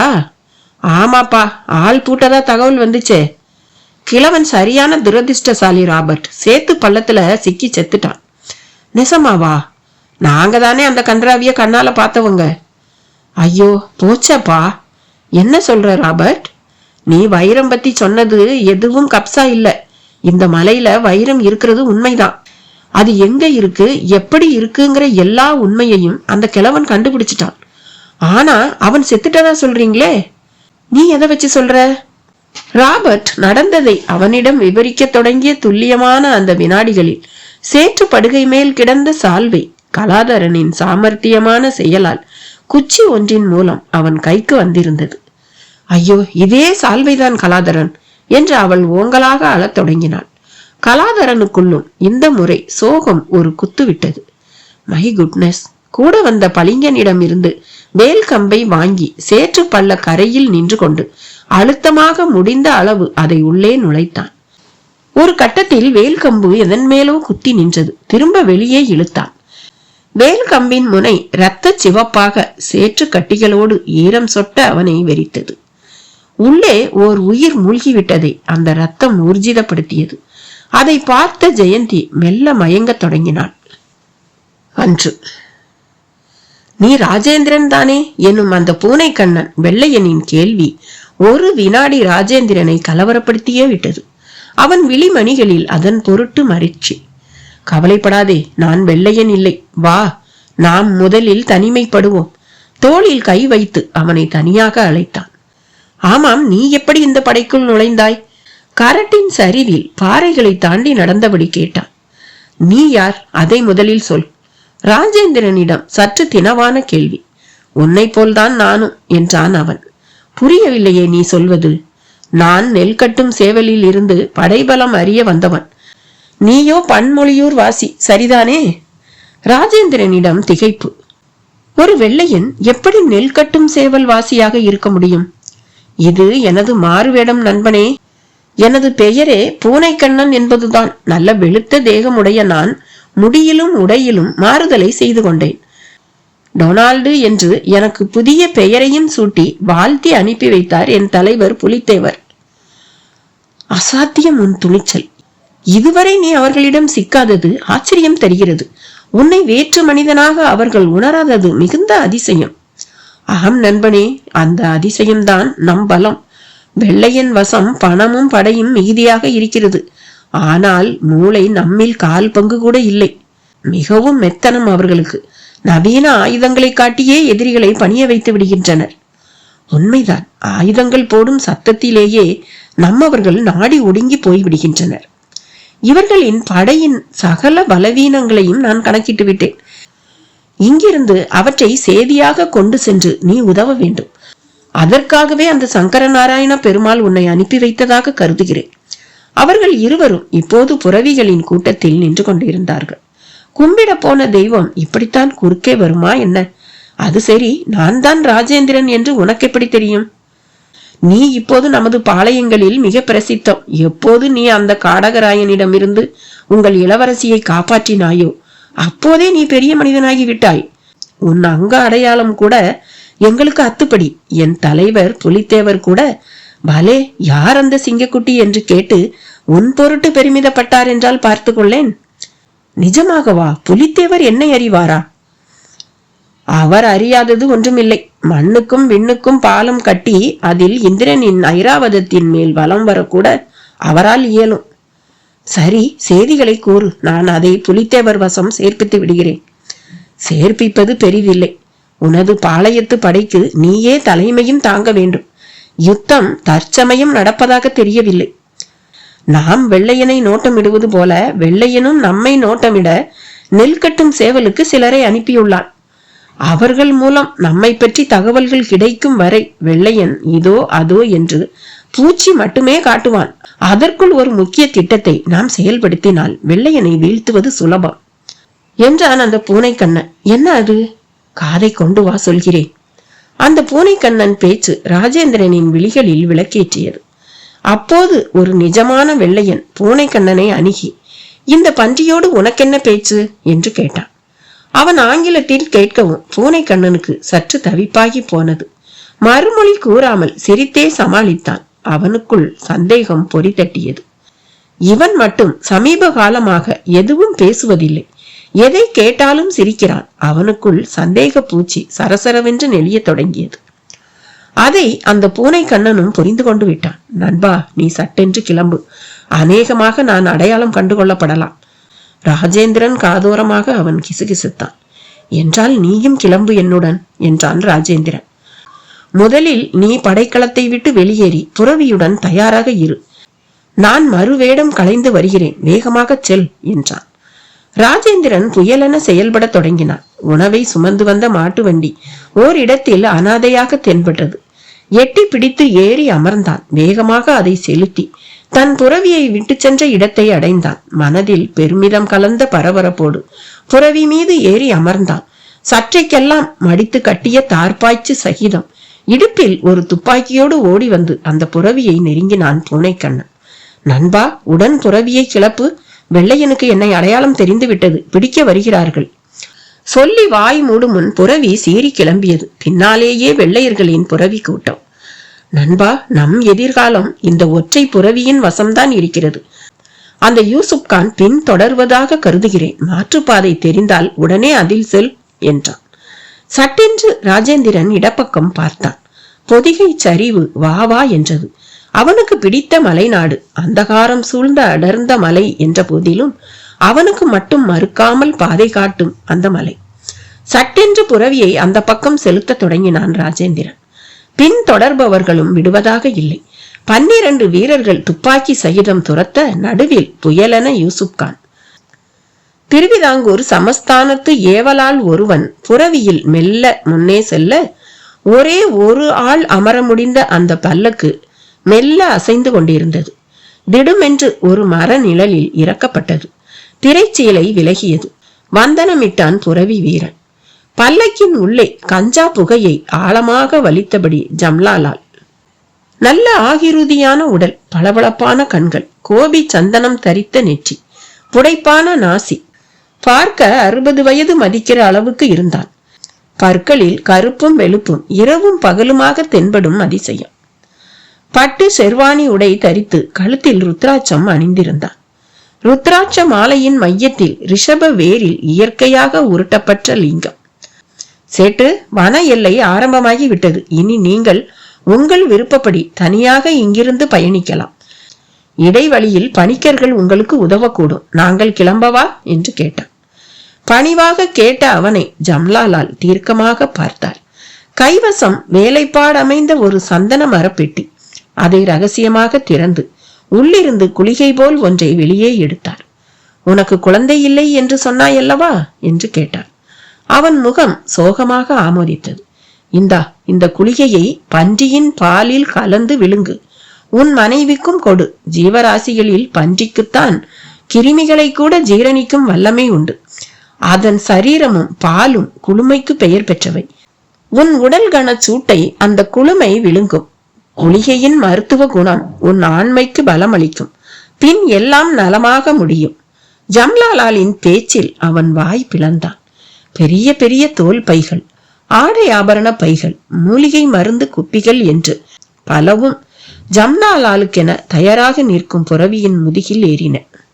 ஜம்லாலால் இன்னொரு புரவியில் ஏறிக்கொண்டு அந்த சந்தன பெட்டியை விடாமல் இருக பற்றியபடி கைவிரலில் மின்னும் அந்த வைர மோதிரத்தில் ஒரு முத்தம் பதித்து எதிரே தெரியும் மலைமேட்டில் கிளம்ப ஆயத்தமானார். வனம் அவருக்கு வரவேற்பு சொல்ல தொடங்கியது. இன்று மயங்கிய ஜெயந்தியை பாஸ்கர் தாங்கிக் கொண்டான். அவன் கண்களில் நீரின் அணிச்சேர்க்கை. கலாதரனோ ரத்தம் தோய்ந்த அந்த வேல்கம்பு முனையையே பார்த்து நொறுங்கி போயிருந்தான். கூட வந்த பளிங்கன் முகத்தில் கூட சோக சலனங்கள். என்ன கலாதரன், அப்பா போயிட்டாரா? கேவலாக கேட்க தொடங்கிய பாஸ்கரை கலாதரனால் ஏறெடுத்து கூட பார்க்க முடியவில்லை. இந்த பள்ளத்துல விழுந்தா யானை கூட பிழைக்காதே, மனுஷன் எப்படிங்க பிழைக்க முடியும்? பளிங்கனின் பதில் பாஸ்கருக்கு எரிச்சலை கிளப்பியது. ஜெயந்தியை மெல்ல கீழே படுக்க வைத்துவிட்டு இறுக்கமாக கலாதரனை நெருங்கியவன் பெரிதாக கத்த தொடங்கினான். ஏ கலாதரன், எதுக்காக இந்த சேத்து பள்ளத்தை இப்படி விட்டு வச்சிருக்க? என் அப்பா மாதிரி ஸ்காலர்கள் விழுந்து சாகவா? இந்த சேத்தை அப்புறப்படுத்தியோ இல்ல இதுல கற்களை போட்டு மூடி வச்சாலோ என்ன கேடு? அட்லீஸ்ட் இதை சுத்தி ஒரு வேலி கூடவா போட உங்க ஃபாரஸ்ட் டிபார்ட்மெண்ட்டுக்கு தெரியாம போச்சு? இப்ப எங்க அப்பா போய் சேர்ந்துட்டாரு, அவரை உங்க டிபார்ட்மெண்டால கொடுக்க முடியுமா? போன உயிர் திரும்பி வருமா? பக்கத்து மரங்களின் இலைகள் கூட பாஸ்கரின் உக்கிரமான அலறலுக்கு பயந்து கீழே விழத் தொடங்கின. ஒரு மரத்து கிழட்டு கழுகு ஒன்று தன் வளவள தலையை நீட்டி உயர்த்தி பார்த்து பாஸ்கருக்காக பரிதாபப்பட்டது. கலாதரனிடம் அர்த்த புஷ்டியுள்ள மௌனம். பாஸ்கரோ விட்டால் கலாதரனின் சட்டையை பிடித்து கூட உலுக்கி விடுவான் போல இருந்தது. பளிங்கனுக்கு லேசாக இடறியது. சார், உணர்ச்சி வசப்படாதீங்க. காடுன்னா இப்படிப்பட்ட அபாயங்கள் சகஜம். 4 பேர் வந்து போற இடமாய் இருந்தா நீங்க சொல்ற மாதிரி பந்தோபஸ்து பண்ணலாம். இங்க வந்து விழுந்தது நம்ம தப்புங்க. அப்பா போயிட்ட அதிர்ச்சியில நீங்க பேசாதீங்க. மயங்கி இருக்கிற இந்த பொண்ணை மயக்கம் தெளிவிக்க பாருங்க. நான் கிளம்புறேன். என் கூட்டாளிங்க எனக்காக ரொம்ப நேரமா காத்துக்கிட்டு இருப்பாங்க. வரட்டுங்களா? கலாதரன் அவனை போய் வா என்பது போல பார்த்தான். பின் ஜெயந்தியை நெருங்கி குனிந்தான். வெள்ளை ரோஜா ஒன்று லேசாக வதங்கி போனது போன்ற முகம். ஆரம்பத்தில் இருந்தே தந்தையை தடுத்தும் கூட அவரை காப்பாற்ற முடியாமல் போய்விட்ட சோகத்தில் இப்போது மயங்கி கிடந்தவள் அவன் மனதை கிள்ளினாள். பழகின பழக்கம் மிக குறைவுதான். ஆனாலும் பல காலம் பழகியது போன்ற ஒரு அழுத்தத்தை அவளிடம் அவனால் உணர முடிந்தது. அதற்கு பெயர்தான் காதலோ? வேலை கெட்ட வேளையில் அந்த வார்த்தை அவனுக்குள் எழும்பியது. உரிமைப்பட்டவன் போல மெல்ல அவள் கன்னத்தை தட்டினான். அவளுக்குள் அந்த ஸ்பரிசம் சிலிர்ப்பு ஏற்படுத்தியது. மூடிய விழிகள் மெல்ல திறந்தன. கலாதரனின் அரும்பு மீசை முகம் அவளுக்கு ஆறுதலாக தென்பட்டது. Very sorry Jayanthi. அவன் மெல்ல பேச தொடங்கினான். அவள் எழுந்து அமரத் தொடங்கினாள். பக்கமாக வெடித்தபடி நிற்கும் பாஸ்கரை பார்த்தாள். பாஸ்கர், அப்பா போயிட்டாருடா என்று வெடித்தாள். அதை கேட்டு துடித்து போய் அவளை நெருங்கி கட்டிக்கொண்டான் பாஸ்கர். குவாட்ஸ் கை கடிகாரம் அலாரத்தில் கூவியது. சரி, கிளம்பலாமா? கலாதரனின் அந்த கேள்வி பாஸ்கரை கிள்ளியது. அப்பாவோட உடம்பு? அவன் அலறினான். அதை மீட்க முடியாது பாஸ்கர். இந்த பள்ளம் பயங்கர ஆழம். கனமான எந்த ஒண்ணும் மெல்ல மூழ்கி அடிப்பாகத்துக்கு போயிடும். ஒண்ணுமே செய்ய முடியாது. கலாதரன், அப்படின்னா அப்பாவோட பாடியை கூட நம்ம பார்க்க முடியாதா? ஜெயந்தியை பரிதாபமாக பார்த்தவன், என்ன அப்பா அம்மா இருந்தா கூட மூழ்கிட்டா அப்படியேதான் விட்டுட்டு போவேன் ஜெயந்தி. அதுதான் புத்திசாலித்தனம் என்றான். பாஸ்கரும் ஜெயந்தியும் பதில் சொல்லாமல் அந்த சேற்றுப்படுகையே வெறித்தார்கள். அந்த சமயம் அவர்களை மேடான ஒரு இடத்தில் இருந்தபடி கண்காணித்துக் கொண்டிருந்தது சம்பத்தின் பைனாகுலர். பக்கத்தில் ராபர்ட், திவாகர். என்ன சம்பத், கிழவனோட சாவ அவன் பசங்க கன்ஃபார்ம் பண்ணிட்டு இருக்காங்களா? ராபர்ட் கேட்டான். கரெக்டா சொன்னேடா ராபர்ட். இனி அவங்க இந்த மலையை விட்டு மூட்டையை கட்டிடலாம். அதுக்கு முன்ன அந்த கேமராவை கலட்டிட்டு வந்துடுடா நீ. நிச்சயமா, அதுலதான் முக்கியமான தடயங்கள் இருக்கு. கிழவன் அதை ஒரு பூனைக்குட்டி போல மடியில வச்சுக்கிட்டு தடவி தடவி பேசுனது எனக்கு இப்ப கூட நல்லா ஞாபகம் இருக்கு. இந்த தடவை கோட்டை விட்டுட மாட்டியே? நிச்சயம் மாட்டேன். இவங்க அந்த வீட்டுக்கு போறதுக்கு முன்னாடி நாம அங்க போகணும். ஒரு வேலைக்காரன் தான் அங்க இருக்கான். அவனை தட்டுறது எனக்கு பெரிய காரியம் இல்ல. சரி, நீ கிளம்பு. இவங்க வீட்டுக்கு சட்டுன்னு போய் சேராதபடி நான் பாத்துக்கிறேன். எப்படி? நீ போடா, நான் பாத்துக்கிறேன். வந்தா கேமராவோட வா, இல்லைன்னா இந்த மலையில விறகு விட்டு அனுப்பிடுவேன் உன்னை. கலாதரன் முன்னே நடக்க பாஸ்கரும் ஜெயந்தியும் கைகளை பிணைத்து கொண்டு பின்னே தொடர்ந்து கொண்டிருந்தார்கள்.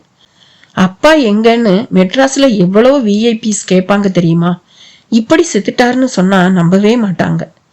பிரஸ் பீப்புள்ஸ் குடைய போறாங்க. எப்படி கலாதரன் சமாளிக்க போறோம்? பள்ளத்து பக்கம் ஏன் போனார், எதுக்கு போனாருன்னு கேட்டா எல்லாத்தையும் சொல்லணும். குறிப்பா அந்த டெட் பாடி. எனக்கு என்ன பண்றதுன்னே தெரியலையே. ஜெயந்தி கைகளை பிசைந்து கொண்டாள். ஜெயந்தி, முதல்ல அந்த சனியன் பிடிச்ச வீட்டை விட்டு நாம வெளியேறணும். அதுல நுழைஞ்ச நேரமே சரியில்லை. நீ என்ன சொல்ற? கட்டாயமா காலி பண்ணத்தான் வேணும். யாருக்கு வேணும் அந்த வீடு? We will return to Madras. ஜெயந்தியின் பதிலை தொடர்ந்து கலாதரன் அவளை சோகமாக பார்த்தான். ஜெயந்தி, என்னை விட்டு போகாதே என்று மனதில் நினைத்ததை கண்களில் காட்டினான். அவளுக்கும் அது புரிந்தது. சூசகமாக கேட்டாள். கலாதரன், உங்களுக்கு மெட்ராஸ் சைடுல டிரான்ஸ்பர் கிடைக்காதா? அவனிடம் விரக்தியான சிரிப்பு. நீங்க நிச்சயம் மெட்ராஸ் திரும்புவீங்கன்னு எனக்கு தெரியும். அதுதான் உங்களுக்கு நல்லதும் கூட. ஆனாலும் வேண்டாம்னு எனக்குள்ள ஒரு குரல் சொல்லுது ஜெயந்தி. நீங்க என்ன சொல்றீங்க கலாதரன்? ஜெயந்தி அவனை பார்த்து கேள்வி கேட்ட அந்த வினாடியில் கலாதரனின் காதோரமாக ஒரு புல்லட் விசித்திரமான சத்தத்துடன் பயணம் செய்தது. அவன் விதிர்த்த மறு வினாடியே ஒரு பெரிய சந்தன மர கட்டை கட்டு ஒன்று வெகு மேல் இருந்து பொத்தென்று அவன் காலடியில் விழுந்தது. அன்று பசுமையான மலைவனம், அதன் ஊடே தேவதை போல் அலையும் காற்று. ராஜஸ்தானுக்கு அடிமலை சிகரத்தில் இதுபோல் ஒரு பசுமையை பார்த்திராத ஜம்னாலாலுக்கு மேற்கத்திய மலையின் பசுமை சற்று வித்தியாசமாகப்பட்டது. ஜம்னா வடக்கு மலைகள் வெறும் பனி உறிஞ்சிகள். ஆனால் தெற்கில் பொதிகை என்று ஒரு மலைத்தொடர் இருக்கிறது. சதுரகிரி வரை அதில் அபூர்வமான மூலிகைகள் ஏராளம் ஏராளம். மிக அபூர்வ தூதுவளையில் இருந்து ரசவாதத்துக்கு பயன்படும் உதக நீரும் பொன் தலை செடியும் இங்குதான் இருக்கின்றன. தேடினால்தான் கிடைக்கும். தீட்டுடன் தேடினால் விசச்செடிகள் தான் கிடைக்கும். பூர்ண குணநலனோடு ஒரு யோகியை போல உருமாறி மந்திரம் ஜெபித்தபடி தேடு. நீ தேடுவது எல்லாம் தலை காட்டும். குறிப்பாக பௌர்ணமி தினத்தை விட்டுவிடாதே. தூதுவளை தன் சக்தியை சந்திர கதிரில் இருந்துதான் பெறுவதாக நான் கருதுகிறேன். அப்போது உன் கண்களுக்கு அது பளிச்சென்று தெரியும். என்றோ எப்போதோ தன் குரு ஹரிராம் சந்த் சொன்னது ஜம்னாலாலின் செவி புலன்களில் அலைமோதியது. அண்ணாந்தார் மலைமுகட்டில் வானின் சூரிய சரிவும் மரங்களின் படுக்கை நிழல்களும் மாலை வந்துவிட்டதை உணர்த்தின. பரந்த வானில் ஓர் ஒளி உருண்டையாக சந்திரன் அப்போதே தென்பட தொடங்கி இருந்தான். ஆனாலும் பௌர்ணமிக்கான முழுமை கிட்டாத நிலையில் முந்தைய தின வளர்ச்சியில் விளிம்புகளில் அதுங்கலான நிலை தெரிந்தது. நாளை பௌர்ணமி இரவுதான். அந்த இரவில் தூதுவளையை தேடியபடியே நடக்க வேண்டியதுதான். நடுவே எப்படியும் அம்பலத்தாரின் படை வீரன் எவனாவது வந்து ஊருக்குள் என்னை பாதுகாப்பாக அழைத்து செல்லலாம். நினைப்போடு நடந்த ஜம்னாலால் எதிரே ஒரு அரை நிர்வாண மலையாள பளிங்கன் எதிர்பட்டான். வணக்கம் சொல்லக்கூட தெரியாமல் விழித்தான். நண்பா, வழியில் எதுவும் அபாயம் இல்லைதானே? அவன் மெல்ல உதடு பிரித்தான். இந்த பகுதியில் இல்லை, உச்சி ஏறி அந்த பக்கமாக இறங்க தொடங்குகையில் உண்டு. மிருக உபாதையா? இல்லை, மிருக மனம் கொண்ட திருடர்கள் உபாதை. நல்லது, நீ என்ன செய்கிறாய்? நான் தேன் எடுத்து அடிநாட்டில் விற்று அரிசியும் பருப்பும் பெற்று வருவேன். ஓ, உனக்கு இந்த மலை நன்கு பரிச்சயமா? இந்த மலைதான் எனக்கு தாய் என்றான் அவன். ஓ, நல்லது, எனக்கு சற்று துணை செய். உனக்கு நான் நல்ல கூலி தருகிறேன் என்றான் ஜம்னாலால். சரி, அவன் அவரோடு சேர்ந்து கொண்டான். நீங்கள் யார் ஐயா? அவன் நடக்கையில் கேட்டான். நானா? நான் ஒரு யாத்ரீகன், மூலிகை வைத்தியன். பதில் சொல்லிவிட்டு தன் சந்தன பெட்டியை இறுக்கமாக கட்டிக்கொண்டு புறவியை மெல்ல செலுத்தும் ஜம்னாலாலை ஆச்சரியமாக பார்த்தான் அவன். நாரி ஒன்று தொலைவில் ஊளையிட்டது. காற்றில் அது ஏக நேரம் எதிரொலித்தது. எங்கே அந்த மனித நரிகள்? எப்படி தப்பினார்கள்? விடக்கூடாது அவர்களை. அடர்ந்த மரக்கூட்டம் நடுவே திக்கி திணறும் புறவி மேல் புலம்பாத குறையாக யூசுப்கான். சுற்றிலும் வெள்ளையனின் படை வீரர்கள். அவர்களின் புறவிகள் அந்த மலைச்சரிவில் ஏற முடியாமல் தவித்து சில உருண்டு கூட கீழே விழத் தொடங்கின. யூசுர், தவறாக கருதாதீர்கள். இந்த மலைப்பகுதியில் இதற்கு மேல் நாம் அவர்களை விரட்டுவது சரியல்ல. போகட்டும் என்று விட்டுவிடுவோம். ஒருவன் சொன்னதை தொடர்ந்து அவன் மார்பை நோக்கி நிமிர்ந்தது யூசுப் கானின் துப்பாக்கி. சளைப்பவர்களையே எனக்கு பிடிக்காது என்ற அவன் கருத்தோடு சீறியது குண்டு. சத்தம் மலை சரிவில் முட்டி முட்டி மோத அவன் கீழே பிணமாக சரியலானான். ஓரிடத்தில் புறவியை விட்டு பதுங்கி நிற்கும் ராஜேந்திரனும் பூனை கண்ணனும் அந்த சத்தத்தால் விதிர்க்க ஆரம்பித்தனர். நண்பா, எப்படியும் தப்பித்தாக வேண்டும். நமக்கு எமனே இந்த யூசுப் கான் தான். வெள்ளையன் படையில் அரக்கன் இவன். அந்த கர்னலை கூட சில காலம் நாம் பேசி சமாளிக்கலாம். இவனிடம் அதுவும் முடியாது. ரத்தம் இவனுக்கு பன்னீர், சித்திரவதைதான் இவனுக்கு பிடித்த விளையாட்டு. சரி சரி, பேச நேரம் இல்லை. நாம் எப்படி தப்புவது? புறவியோடு செல்வது சாத்தியம் இல்லை. புறவியும் களைத்து விட்டது. என்ன செய்ய? புறவியோடுதான் செல்ல வேண்டும். இந்த புறவி என் ஜீவன் அன்பன். அவனை என்னால் விடலாகாது. வா, எனக்கு வழி தெரியும். குறும்பை செடிகளில் பதுங்கி பதுங்கி இருவரும் நடக்க தொடங்கினார்கள். யூசுப் கான் பார்வையோ பருந்தாக தேடியது. நெஞ்சில் அனல் உருண்டைகள். உங்களை விடமாட்டேன், என் படையின் ரகசியங்களோடு செல்லும் உங்களை விடவே மாட்டேன். அவன் மனத்தின் அடித்தளம் எண்ணங்களால் கொப்பளித்தது. நவாப்பும் அவனது சகோதரன் மபூஸ்கானும் கூட எனக்கு அஞ்சும் போது, அடே நரிகள், நீங்கள் அஞ்சாது போனது எப்படி? உறக்க கத்த தொடங்கினான் யூசுப் கான். அவர்கள் இருவர் காதிலும் கூட விழுந்தது. ராஜேந்திரன் தாமதிக்காமல் மலை உச்சியை நோக்கி பதுங்கி பதுங்கி ஏறத் தொடங்கினான். அவனை விட்டு பிரிய மனமின்றி அவன் புரவி அவனை பின்தொடர்ந்தது. யூசுப்பின் கால்களும் கூட மேலேறின. சுற்றி வளைத்து மேலேறத் தொடங்கியது எஞ்சியுள்ள புரவி படை. ராஜேந்திரன் நன்றாகவே அவர்களை அலைக்கழித்தான். சில இடங்களில் மரக்கிளைகளில் குரங்கை போல தாவி ஏறினான். பூனை கண்ணனுக்கு பெரும் வியப்பு. அடே அப்பா, இந்த மலை தளத்தில்தான் நீ என்னமாய் ஏறுகிறாய்? பெரிய வீரன் அப்பா நீ என்று சிலாகித்தான். அவன் பொல்லாத நேரம் யூசுப் கான் பார்வையில் பூனைக்கண்ணன் பட்டுவிட்டான். தாமதிக்காமல் துப்பாக்கியால் குறி பார்த்தான். பூனைக்கண்ணனின் தோளை தாக்கியது சீறி வந்த அந்த குண்டு. அம்மா என்று பூனைக்கண்ணன் அலறத் தொடங்கினான். அவனது அலறலை தொடர்ந்து ராஜேந்திரனது புரவியும் குண்டுபட்டு சரிய தொடங்கியது. அதன் பின்னந்தொடையில் ரத்தம் பீரிட்டது. கடவுளே! ராஜேந்திரன் நரம்பில் முடிச்சுக்கள் விழத் தொடங்கின. ஒரு வினாடி செய்வதறியாது திகைத்து போனான். கண் மூடி திருமலை காளியை தியானிக்க தொடங்கினான். காத்திருந்த மாதிரி மாலை சூரியனை ஒரு மேகத்திண்டு மறைக்க தொடங்கியது. பூனைக்கண்ணன் அந்த வலி மிகுந்த வேளையிலும் யூசுப் கானை நோக்கி துப்பாக்கியை நீட்டியபடி விசை வளைவை அழுத்த குண்டு குதூகலமாக கிளம்பியது. யூசுப்பின் காலை தூக்கி அவனை ஏறிய உயரத்துக்கு அலறலோடு கீழே சரிய விட்டது. கடவுளே! பெருமூச்சுடன் ராஜேந்திரன் பூனைக்கண்ணனை தூக்கியபடி நடக்கத் தொடங்கினான். புரவி கனைத்து அவனை அழைத்தது. நெருங்கி சென்று அதன் கடிவாளத்தை பிடித்து கொண்டான். தொடையில் குருதி ஒழுக அது மேலே ஏற முடியாமல் திணறியது. ராஜேந்திரன் கண்களில் நீர் கசிய தொடங்கியது. வானம் இருளத் தொடங்கி சந்திரன் உருளத் தொடங்கி விட்டிருந்தான். ஒரு வழியாக உச்சிக்கு வந்தாயிற்று. பூனைக்கண்ணன் உயிருக்கு போராடியபடி மயங்க ஆரம்பித்தான். குருதி பெருக்கு அவனை வலியால் மயங்க விட்டிருந்தது. நண்பா, நண்பா என்று பதைப்பான குரலில் ராஜேந்திரன் அழைத்தும் பலனில்லை. அவனது புரவி வேறு சுணங்கி படுத்து கொண்டது. இத்தனை தூரம் போராடியது வீணாக போய்விடுமோ? ராஜேந்திரன் பதைத்த அதே நொடி அந்த மலை உச்சியின் மறு சரிவின் மையத்தில் யாரோ ஒருவர் தீப்பந்தம் கொளுத்துவது அவனுக்கு தெரிந்தது. அவனுக்குள்ளும் நம்பிக்கையை யாரோ ஏற்றுவது போல ஒரு உணர்வு. மலை பளிங்கன்தான் தீப்பந்தத்தை ஏற்றியிருந்தான். அருகே உற்சாகமான நிலையில் ஜம்னாலால். இன்று கால்மாட்டில் விழுந்து சிதறிய அந்த சந்தன கட்டைகளை பார்த்து திடுக்கிட்ட கலாதரன் அது எப்படி வந்து விழுந்தது என்பதை தெரிந்து கொள்ள சுற்றி சுற்றி பார்த்த சமயம் இன்னொரு புல்லட் அவனை உரசிக்கொண்டு சென்றது. ஆனால் ஒருவர் கூட கண்ணில் படவில்லை. மூவருமே கலவரப்பட்டு போனார்கள்.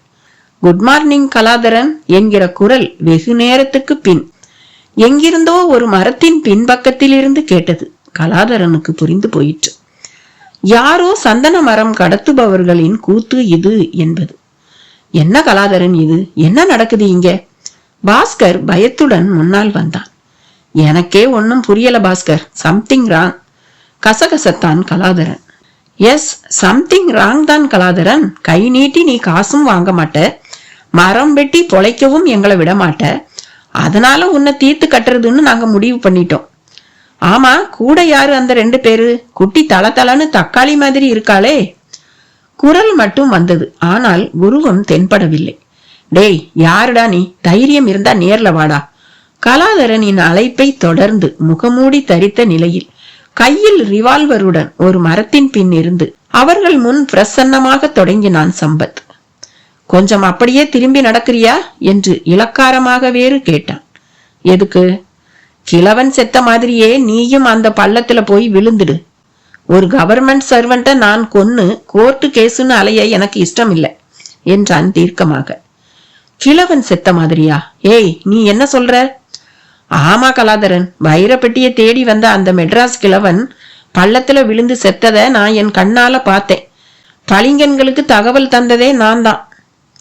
வைரப்பட்டியை தேடியா? என்ன சொல்ற நீ? ஒன்னும் தெரியாதவன் மாதிரி பேசாதே கலாதரன். நீ எங்க தொழிலுக்கு மட்டும் எதிரி இல்ல, இந்த வைரம் தேடுற முயற்சிக்கும் தான். ஏய், இது என்ன புது கதை? வைரம் அது இதுன்னு அளந்து விடுற? நான் அளந்து விடல கலாதரன். ஊர்ல சில 100 வருஷமா கதை மாதிரி பேசிக்கிட்டு இருக்கிற ஒரு உண்மை அது. ராபர்ட் வந்து என்கிட்ட எல்லாம் சொல்லிட்டான். ஆமா, அந்த பாலடைஞ்ச வீட்டுல ஒரு பொணம் இருக்காமே, யாரோட பாடிப்பா அது? இந்த வைரத்துக்கும் அதுக்கும் என்ன சம்பந்தம்? சம்பத்தின் விவரமான பேச்சு மூவரையுமே வியப்படைய வைத்தது.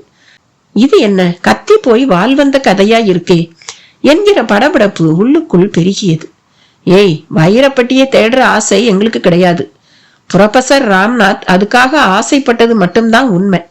இப்போ அந்த ஆசையே அவரை பழி வாங்கிட்டு சோகத்துல நாங்க இருக்கோம். நீ புரியாம பேசாத. அந்த கேமரா என் கைக்கு வந்துட்டா யாரு புரியாம பேசுறாங்கிறது தெரிஞ்சிடும். கலாதரன், இந்நேரம் ராபர்ட் உங்க வீட்டை நெருங்கி இருப்பான். அந்த கேமரா கூட அவன் வசம் சிக்கி இருக்கும். நீங்க போய் காரியம் கெட்டுடக்கூடாதுன்னு தான் இங்கேயே உங்களை தடுத்தேன். அது மட்டும் இல்ல, எப்படி பார்த்தாலும் நீங்க எங்களோட எல்லா முயற்சிகளுக்கும் எதிரிதான். உங்களை உயிரோட விட்டு வச்சுட்டு பின்னால தலைய தடவிக்க நான் என்ன இழிச்ச வாயனா? பேசாம நடங்க. ஜெயந்தி அவன் பதிலால் துவண்டு போனாள். கலாதரன், என்ன இது? நாங்க விலக நினைச்சாலும் கெட்ட காலம் எங்களை விடாது போல இருக்கே. அதுக்கு நான் என்ன பண்ண முடியும்? பேசாம மெட்ராஸ்ல ஒரு ஸ்டெல்லா மேரிஸ்லயோ பிரசிடென்சிலையோ மேற்கொண்டு படிக்காம அந்த கிறுக்கு கிழவன் பின்னால கிளம்பி வந்ததுக்கு இதுதான் பனிஷ்மெண்ட். சம்பத் சிரித்தவாறே சொன்னான். ஏய், என் டேடிய பத்தி அதிகமா பேசின தெரியும் செய்தி. பாஸ்கர் வேகமாக முன்னால் வந்தான். துள்ளாதப்பா, இது என்ன பொம்மை துப்பாக்கின்னு நினைச்சியா? உங்களை உயிரோடையும் பள்ளத்துல தூக்கி போடலாம், கொன்னும் போடலாம். எப்படி வசதி? மெல்ல முன் வந்த அவர்களை அடியடியாக சேற்று பள்ளத்தை நோக்கி செலுத்தி கொண்டிருந்தான் சம்பத். கலாதரன் பாஸ்கரை உற்று பார்த்தான். பார்வை பாஸ்கர் ஏதாவது செய்து தப்பிக்க பார் என்றது. சம்பத்தோ 2 கைகளாலும் திடமாக பற்றி இருந்தான் துப்பாக்கியை. திடீரென்று ஜெயந்தியின் காலில் முள்ளொன்று தைத்தது. ஆய் என்று அலறலோடு திரும்பி கீழே குனிந்தாள். மேல் முந்தானை சரிய மார்பின் மேல் பகுதி விம்மலாக வெளியே தெரிந்தது. திரும்பிய சம்பத் அதை பார்த்து ஒரு மின்னல் தாக்கியவன் போல உணர்ச்சி வசப்பட, இதுதான் தருணம் என்பது போல கலாதரனின் பயிற்சி மிகுந்த கால்கள் அவனது கை துப்பாக்கியை உயர்ந்து ஒரு உதைவிட்டது. இதை சம்பத் சற்றும் எதிர்பார்க்கவில்லை. பாஸ்கர், வீட்டுக்கு ஓடு. கேமராவை அவன் எடுத்துக்கிட்டு போக கூடாது. நான் இவனை சமாளிச்சுக்கிறேன். வேகமா போ. அலறியபடியே எகிரி சம்பத்தின் மேல் விழுந்தான். ஜெயந்தி சுதாரித்து நிமிர்ந்தாள். புத்திசாலித்தனமாக ஓடிப்போய் கீழே விழுந்த துப்பாக்கியை எடுத்துக்கொண்டு சம்பத்தின் மார்புக்கு நேராக நீட்டினான். சம்பத்திடம் சப்த நாடியும் நொறுங்கி போனது. அவசரப்பட்டு விட்டாய் என மனது கெக்கலித்தது. கைகளை தூக்கியபடி கலாதரன் முன் எதுவும் பேசாமல் நின்றான். முகமுடிய கலட்டுடா, கலாதரனிடம் இருந்து கட்டளை. இதற்குள் பாஸ்கர் காற்றாக பறந்து விட்டிருந்தான். தெய்வமே, அந்த கேமராவை காப்பாற்று. அவன் மனதுக்குள் பிரார்த்தனை. அட, யார் நீ? யாருப்பா நீ?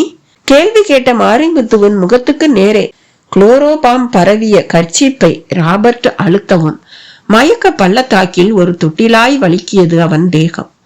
கண் செருக கீழே விழுந்தவனை ஒரு ஓரமாக கிடத்திவிட்டு அந்த பாலடைந்த வீட்டின் ஒவ்வொரு பகுதியையும் உற்று உற்று பார்த்தான். குறிப்பாக கேமராவை கண்கள் அலைந்து அலைந்து தேடின. எங்க வச்சிருப்பான் இந்த கிழவன்? முனங்களோடு அலமாரி, ஜன்னல், கதவுகளின் விளிம்பு, சுவர் ஆணிகள் என்று சுற்றி சுற்றி வந்தவன் பூட்டி இருக்கும் ஒரு பெட்டியை பார்த்துவிட்டு அதை உடைக்க ஆயத்தமானான். பெட்டி திறக்கவும் ஒரு துணியில் சுற்றப்பட்ட நிலையில் பல்லை காட்டியது அந்த கேமரா.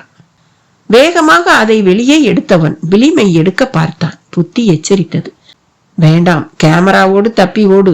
பிலிமை எடுக்கும் போது பழுதுபட்டால் தொலைந்தாய் நீ. கேமராவை தூக்கி கொண்டு வாசல் பக்கம் வந்தவன் தப்பித்தோம் பிழைத்தோம் என்று ஓடத் தொடங்கினான். அவன் அப்பால் அகலவும் இந்த பக்கமாய் உள்ளே நுழைந்த பாஸ்கருக்கு மயங்கி கிடக்கும் மாரிமுத்துவை பார்த்த மாத்திரத்தில் எல்லாம் புரிந்துவிட்டது. ஓட்டம் அப்படியே நின்று அவன் உடல் வியர்வை கொதிப்போடு ஒரு கற்சிலை போல ஆனது. அடுத்து என்ன செய்வது என்று புரிபடவில்லை. திரும்பவும் வாசல் பக்கம் வந்தவன் தொலைவில் ராபர்ட் ஓடுவதை பார்த்து விட்டான். முடிந்தவரை விடாதே என்றது மூளை. கால்களில் ஒலிம்பிக்கின் ஓட்டப்பந்தய வேகம். அன்று மலை உச்சியிலிருந்து சரிவினை நோக்கும் போது புலப்பட்ட தீப்பந்த வெளிச்சத்தையும் அந்த தீப்பந்தத்தை ஒட்டி உற்சாகமாக நடந்து வரும் ஜம்னாலாலையும் கண்ட ராஜேந்திரனுக்குள் அந்த இக்கட்டான வேளையிலும் நம்பிக்கை ஒளி பிறந்தது. ஏய், ஜம்னாலாலை பார்த்து உறக்க கத்தத் தொடங்கினான் ராஜேந்திரன். குரல் ஒலி ஜம்னாலாலை மட்டுமல்லாது சுற்றி வளைத்து ஏறும் படை வீரர்களின் காதுகளிலும் விழுந்தது. தடுமாறும் அவர்கள் சாமர்த்தியமாக சத்தம் வந்த திக்கை வளைக்க தொடங்கினார்கள். புறவிகளின் குழம்புகளில் மலை தாவரங்கள் வதங்கி சிதைந்தன. மூச்சு முட்டும் ஒரு செங்குத்து பயணம் அவற்றுக்கு. ஜம்னாலாலின் காதிலும் சத்தம் தேய்ந்து போய் விழுந்தது. அந்த மலை பளிங்கனும் அதை உணர்ந்து கொண்டான். யாரோ மலை உச்சியில் அபயக்குரல் எழுப்புவது போல தெரிகிறதே. ஜம்னாலால் கேட்க, அப்படித்தான் நான் நினைக்கிறேன் என்றான் பளிங்கன். விரைவாக மேலே ஏறு, நான் சற்று முன் செல்கிறேன். ஜம்னாலால் ஒரு சிறு குழந்தையை போல தாவி தாவி ஏற தொடங்கினார். கைவசம் கைவிடாத அந்த சந்தன பெட்டி. ஐயா, அந்த பெட்டியை தந்துட்டு போங்க, இதை எதுக்கு சுமந்துகிட்டு? பளிங்கன் கேட்டான். இது என் உயிர், உயிரை உடல்தானே சுமந்தாக வேண்டும். சாமர்த்தியமான அந்த பதில் அந்த பளிங்கனை ஆச்சரியப்படுத்தியது. இதற்குள் ராஜேந்திரனை ஒரு படை வீரன் பார்த்துவிட்டு ஆக்ரோஷமாக அவனை நோக்கி புறவியில் வர தொடங்கி இருந்தான். அவன் கைவசம் கூரிய கத்திமுனை துப்பாக்கி. ராஜேந்திரன் அதை பார்த்துவிட்டு ஒரு மரத்தின் பின்னே பதுங்கி தப்பித்தான். இந்த முறை மார்புக்கே குறிவைத்தபடி அவன் புறவியை திருப்பினான். திமுதிமுத்த நடை போட்டு ஆக்ரோஷ சீரலை காட்டியது அந்த ஜாதி புறவி. அந்த வீரன் முகத்திலோ கடூரமான வெறியின் வியாபிப்பு. திடுமென்று புறவியின் கால்களை யாரோ இடறியது போல இருந்தது. புறவி தலை குப்பர கீழே விழுந்தது. இத்தனைக்கும் காரணமான ஒரு மூங்கில் களியோடு ஜம்னாலால். அந்த அந்தி சந்தி வேளையில் எங்கும் மந்தமான மஞ்சள் வெளிச்சம். அதையும் விழுங்க காத்திருக்கும் இரவின் கருமையும் மெல்ல புலப்பட தொடங்கிவிட்டது. ஏய், யார் நீ? கீழே விழுந்த படை வீரன் வேகமாக எழுந்து நின்று துப்பாக்கியை தொட பார்த்த போது வலக்கை செயலிழந்து போகும் வண்ணம் தோள் பட்டையில் ஒரு சின்ன தாக்குதலை நிகழ்த்தினார் ஜம்னாலால். அவன் மீண்டும் கீழே விழுந்து ஊளையிடத் தொடங்கினான். கையின் செயல்பாட்டை இழந்திருந்தான் அவன். கையை ஊன்றி எழுந்து நிற்கக்கூட முடியாத நிலையில் விசும்ப ஆரம்பித்தான். ராஜேந்திரன் ஓடி வந்து துப்பாக்கியை எடுத்துக்கொண்டான். அந்த வீரனின் மார்புக்கு நேரே நீட்டியவன் என்ன நினைத்தானோ அப்படியே திரும்பி ஜம்னாலாலை பார்த்தான். வர்ம கலையில் தேர்ந்த மனிதர்களுக்கு மட்டுமே அதுபோல அடிக்க தெரியும் என்பது ராஜேந்திரனுக்கு தெரியும். வர்ம கலையோ மிக நுணுக்கமான தேகாபியாச பயிற்சி. அப்படி என்றால் இந்த மனிதர் அந்த பயிற்சியில் கரை கண்டவரோ? துப்பாக்கியை கீழே வைத்துவிட்டு கைகளை கூப்பி வணங்கினான். சமயத்துக்கு வந்து எங்களை காப்பாற்றினீர்கள். பார்க்க முதுமையாக தெரிந்தாலும் அபார வலிமை உள்ளவராக தென்படுகிறீர்கள். அந்த திருமலை காளியே உங்களை அனுப்பி வைத்ததாக கருதுகிறேன் என்றான். ஜம்னாலால் முகத்தில் மந்தகாச புன்னகை. சரியான இந்த தருணத்தில் பளிங்கன் தீப்பந்தம் பிடித்த கையோடு புறவிகளையும் விரட்டி கொண்டு அந்த உச்சியை எட்டியிருந்தான். நீ யார் இளைஞனே? ஜம்னாலாலிடமும் இணக்கமான பேச்சு. ஐயா, விரிவாக இது பற்றி பிறகு பேசுவோம். எனது நண்பர் துப்பாக்கி குண்டின் தாக்குதலில் உயிர் வேதனையில் உள்ளார். அவரை முதலில் காப்பாற்ற வேண்டும். எனது புறவியும் கூட அதே போல வேதனைப்பட்டு கொண்டிருக்கிறது என்றான். ராஜேந்திரனின் பதட்டமான பேச்சை தொடர்ந்து ஜம்னாலால் அருகாமையில் கிடந்த பூனைக்கண்ணனை எட்டினார். மயங்கிய நிலையில் உதட்டில் ஈனஸ்வர முனகல் அவனிடம். ராஜேந்திரனின் புறவியோ காலை வெட்டி வெட்டி இழுத்து கொண்டிருந்தது. தன் தோல் பை ஒன்றில் கையை விட்டு குளிகைகள் சிலவற்றை வெளியே எடுத்து அதை உள்ளங்கையில் பொடியாக்கி அந்த பொடியை குதிரையின் மூக்கருகே கொண்டு சென்று ஊதினார் ஜம்னாலால். பூனைக்கண்ணனும் அந்த பொடியை இழுத்து சுவாசித்தான். வானில் முழு நிலா முண்டிக்கொண்டு உலாவர தொடங்க இருள் கவிழ்ந்த அந்த வேளையில் பூனைக்கண்ணனையும் புறவியையும் முழு மயக்கம் கவ்வத் தொடங்கியது. இதுதான் தருணம் என்று குண்டுபட்ட இடங்களை கத்தியால் குடைந்து அந்த ஈய உலோக பாகத்தை வெளியே எடுத்துவிட்டு பச்சிலை கட்டு போட தொடங்கியது ஜம்னாலால் கரங்கள். துணை நின்றது தீப்பந்தம். வெறித்த விழியோடு பார்த்து பிரமித்து போய் விட்டிருந்தான் ராஜேந்திரன். ஐயா, நீங்கள் மூலிகை வைத்தியர் கூடவா? கேட்க தொடங்கினான். கூடவா என்றால் நான் வேறு திறமை பெற்றவன் என்றும் கருதுகிறாயா என்று கேட்டார். அதுதான் சற்று முன் பார்த்தேனே, படை வீரனை வர்ம கலையால் நீங்கள் தாக்கியது கண்கொள்ளாத காட்சி ஐயா. எனக்கு வர்மம் முழுவதுமாக தெரியாது, சுமாராகத்தான் தெரியும். ஒரு சீன வியாபாரி தான் சொல்லிக் கொடுத்தார் என்றார் ஜம்னாலால். உங்களை பார்த்தால் தமிழர் போல் தெரியவில்லையே, தமிழும் கூட செம்மையாக இல்லையே என்றார். சரியாக சொன்னாய், நான் வடக்கத்தியன். வியாபார நிமித்தம் எனக்கு 9 மொழிகள் தெரியும் என்றார். நீங்கள் உங்கள் பெயரை கூறுங்கள், மற்றதை நான் விளக்கமாக சொல்கிறேன் தீனமாக கேட்டான் ராஜேந்திரன். என் பெயர் ஜம்னாலால். ஐயா! பரவசத்தோடு அவரை நெருங்கி சென்று கைகளை பிடித்துக் கொண்டான் ராஜேந்திரன். என் பெயர் ராஜேந்திரன், உங்கள் அருமை நண்பர் அம்பலத்தேவரின் மெய்க்காவலன். உங்களை பௌர்ணமி அன்று பாதுகாப்பாக அழைத்துச் செல்லும் பொறுப்பை பெற்றவனும் கூட. மளமளவென்று பதில் உரைத்த ராஜேந்திரனை ஜம்னாலாலும் கட்டி தழுவிக்கொண்டார். நண்பா, சரியானவர்கள் சரியானபடி சந்தித்துக் கொண்டிருக்கிறோம். அதிலும் சந்திக்க வேண்டிய காலத்துக்கு முன்பாகவே. ஆமாம், இவர்கள் யார்? ஒரே வார்த்தையில் சொல்ல வேண்டும் என்றால் அரக்கர்கள் ஐயா என்றான். அரக்கர்களா? ஆமாம், என் தாய் நாட்டை தன் நாடாக்கி கொள்ள வரும் வெள்ளையனின் படை வீரர்கள். அவன் படையின் ஆழம் அறிய போன எங்களை உயிரோடு விடக்கூடாது என்று தொடர்ந்து வந்தவர்கள். சரி, நீங்கள் போன காரியம் ஜெயம்தானே என்று கேட்டார். நானே விரும்பினாலும் தோல்வி என்னை தொடுவதில்லை ஐயா. உதாரணத்துக்கு இப்போது உங்களை நான் சந்தித்து உதவி பெற்றதை கூட சொல்லலாம் என்றான் ராஜேந்திரன். நல்லவர்களுக்கு நல்லதே நடக்கும், தெரியாதா உனக்கு என்றார் ஜம்னாலால். இன்று தலை தெறிக்க ராபர்ட் ஓடுவதை பார்த்துவிட்ட பாஸ்கர் தானும் ஓட தயாரானதும் அவன் கால்களில் ஒலிம்பிக் ஓட்டப்பந்தய வீரனின் வேகம் தானாக வந்து சேர்ந்தது. இடையிட்ட மண் மேடுகளும் குறுக்கிட்ட வேலிக்காத்தான்களும் அவனது ஷூவின் துவம்சப்பில் ஐயோ என்று அலறின.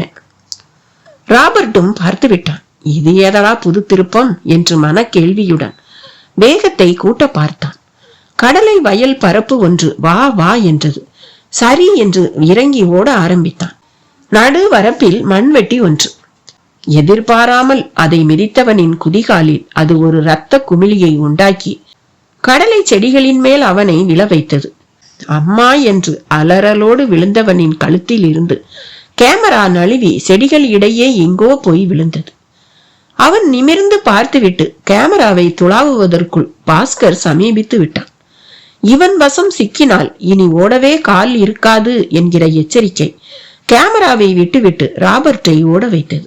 காலில் விழுந்த அடி வேகத்துக்கு முட்டுக்கட்டை போட்டது. பாஸ்கர் அவன் கேமராவை இழந்துவிட்டு ஓடுவதை பார்த்த வேகத்தில் அப்படியே நின்றான். கேமராவை தேடி எடுத்தான். திருப்பி திருப்பி பார்த்தான். பிலிம் ரோல் பழுதில்லாமல் உள்ளேயே இருந்தது. அவனுக்குள் அப்பாடா என்கிற பெருமூச்சு. அவசரப்பட்டு பெருமூச்சு விடாதே என்று ஜெயந்தி முகம் இடையே மின்வெட்டியது. காட்டில் அந்த முகமூடியிடம் கலாதரனையும் ஜெயந்தியையும் ஆபத்தான நிலையில் விட்டுவிட்டு வந்தது உடனே ஞாபகத்துக்கு வர கேமராவுடன் மலையை நோக்கி ஓட ஆரம்பித்தான். அப்பா, உன்னால் பார், எப்படியெல்லாம் எதற்கெல்லாமோ ஓட வேண்டியிருப்பதை. இந்த ஓட்டத்தை நான் காலேஜில் ஓடியிருந்தால் PT உஷாவுக்கு பெயர் கிடைத்திருக்குமா? அவன் மனதில் வாலிபத்தனமான கேள்விகளில் சலிப்புகள். கரடுமுரடான மலைப்பாதையின் துவக்கத்தை தொட்டுவிட்டான். மொட்டை தலை போன்ற பாதைகளில் சூரிய சூட்டை சகித்து கொண்டு எகிரி குதித்து கேமராவையும் லாவகமாக பிடித்து கொண்டு முன்னேறும் அவன் எதிரே ஜெயந்தியும் கலாதரனும் தலைதெறிக்க ஓடி வந்து கொண்டிருந்தார்கள். பின்னால் ஒரு ஒற்றை யானை. ஜெயந்தி பாஸ்கரை பார்த்துவிட்டு கத்தினான். பாஸ்கர், திரும்பி போ, நிக்காதே. பாஸ்கருக்கு தலையை சுற்றியது. சற்று தயங்கிவிட்டு ஏறிய வேகத்தில் இறங்க ஆரம்பித்தான். திரும்பி திரும்பி பார்த்தபடி இறங்கும் அவனை ஜெயந்தி மிக சமீபித்து விட்டாள். கலாதரன் அவளுக்கு பாதுகாப்பாக பின்னான். அந்த ஒற்றை யானை ஒரு குறிப்பிட்ட எல்லைக்கு மேல் ஓடி வராமல் அப்படியே எதற்கோ கட்டுப்பட்டது போல நின்றுவிட்டது. அப்பாடா! மூவரும் அடிவாரத்தில் ஒரு பருத்த பாறையின் பின்னால் ஒருவர் மேல் ஒருவர் மோதிக்கொண்டு தேங்கினார்கள். நெடுநேரம் மூச்சு காற்றுடன் யுத்தம் நிகழ்த்தினார்கள். முன் விழுந்த கூந்தல் இடுப்பு தொப்புள் வரை நீண்டு மலை காற்றில் சடசடப்பதில் பெண்ணிடம் ரசிக்க ஒவ்வொரு மில்லிமீட்டரிலும் விஷயம் இருப்பதை கலாதரனுக்கு உணர்த்தியது. பதட்டத்தின் சடுகுடுவுக்கு நடுவிலும் அந்த தேவதையை அவனால் ரசிக்காமல் இருக்க முடியவில்லை. அவளும் அவன் பார்வையின் கிள்ளல் தாழாமல் நாணத்தோடு தலை குனிந்து கொண்டாள். பாஸ்கர் இருப்பதை கூட மறந்து அப்படியே களைப்போடு கலாதரன் மார்பு மேல் சாய்ந்தாள். அதிகம் பயந்து விட்டதை உடல் நடுக்கம் காட்டியது. பாஸ்கர் சுதாரிப்புக்கு வந்து விட்டிருந்தான். கலாதரன், அந்த முகமூடி எங்கே? அவன்கிட்ட இருந்து எப்படி தப்பினீங்க என்று கேட்டான். அதை ஏன் கேட்கிற பாஸ்கர்? அவனை பிடிச்சு விசாரிக்க ஆரம்பிச்சிட்டோம்.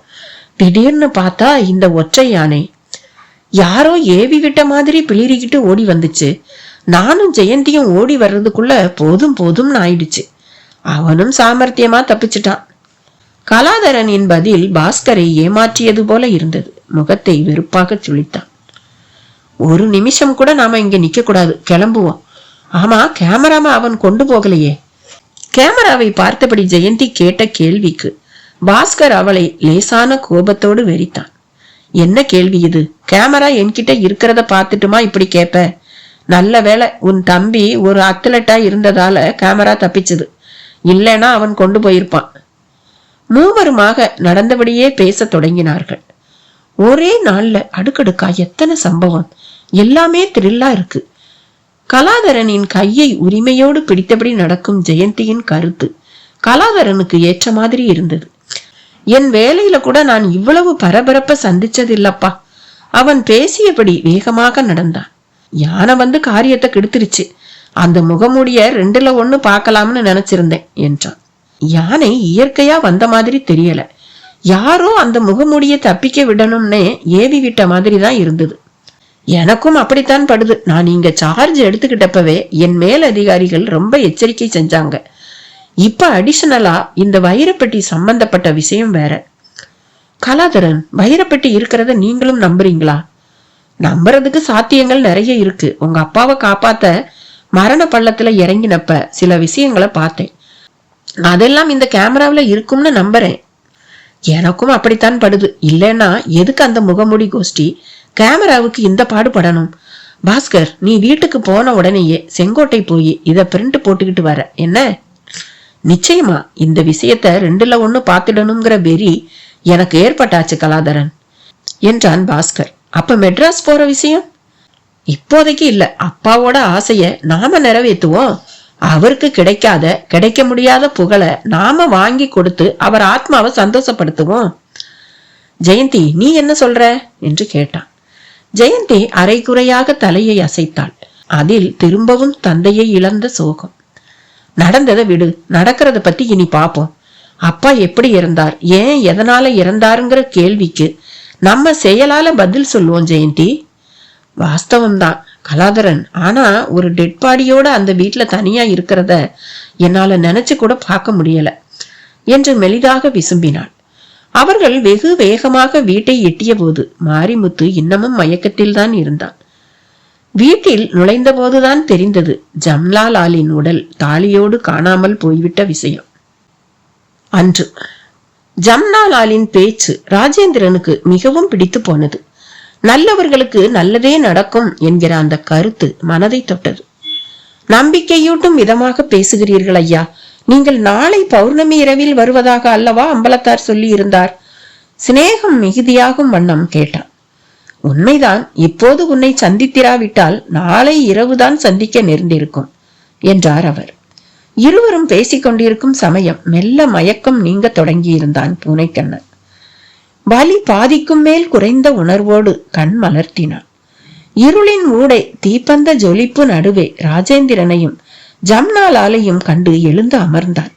துறவியிடம் கூட மயக்கம் தெளிந்த நிலை. நண்பா, அவன் அழைப்பை தொடர்ந்து இருவரும் அவனை நெருங்கினார்கள். எப்படி இருக்கிறது உபாதை? ஜம்னாலால் கேட்டார். பரவாயில்ல, நீங்க யார்? பூனைக்கண்ணனின் கேள்வி. நமக்கு நண்பர்தான் பூனைக்கண்ணா. உனக்கு மறுபிறவி தந்தவர். உனக்கு மட்டுமல்ல, என் துறவிக்கும் கூட மூலிகை வைத்தியர் என்றான் ராஜேந்திரன். இங்கே எப்படி நீங்கள்? எல்லாம் தெய்வ சித்தம். நல்லது நண்பா, நாம் உடனடியாக இங்கிருந்து சென்றாக வேண்டும். நாம் படைபலம் குறித்த செய்தியோடு உடனே நெல் கட்டும் சேவல் விரைந்தாக வேண்டும். அந்த யூசுப் கான் இப்போது மாற்று திட்டத்தில் இறங்கி இருப்பான். அந்த யூசுப் கான் இந்த மலை பிராந்தியத்தில் எங்காவது விழுந்து கிடப்பான். அவனை பற்றி கவலைப்படாதே. முட்டாள், அவன் வலிமை பற்றி உனக்கு தெரியாது. அடிக்க அடிக்க வேகமாய் இயலும் பந்தை போன்றவன் அவன். இப்போது அவன் கோபத்தில் குதித்து கொண்டிருப்பான். 100 குண்டு தாக்கினாலும் மன உறுதியால் உயிரை இழுத்து பிடித்து வைத்துக் கொள்ளும் வல்லவன் அவன். நாம் காலதாமதமின்றி கிளம்பியாக வேண்டும் என்றான் பூனைக்கண்ணன். இந்த இரவில் எங்கு செல்ல? இரவோ பகலோ எதுவும் தடை போடக்கூடாது, நமக்கு நடப்போம்.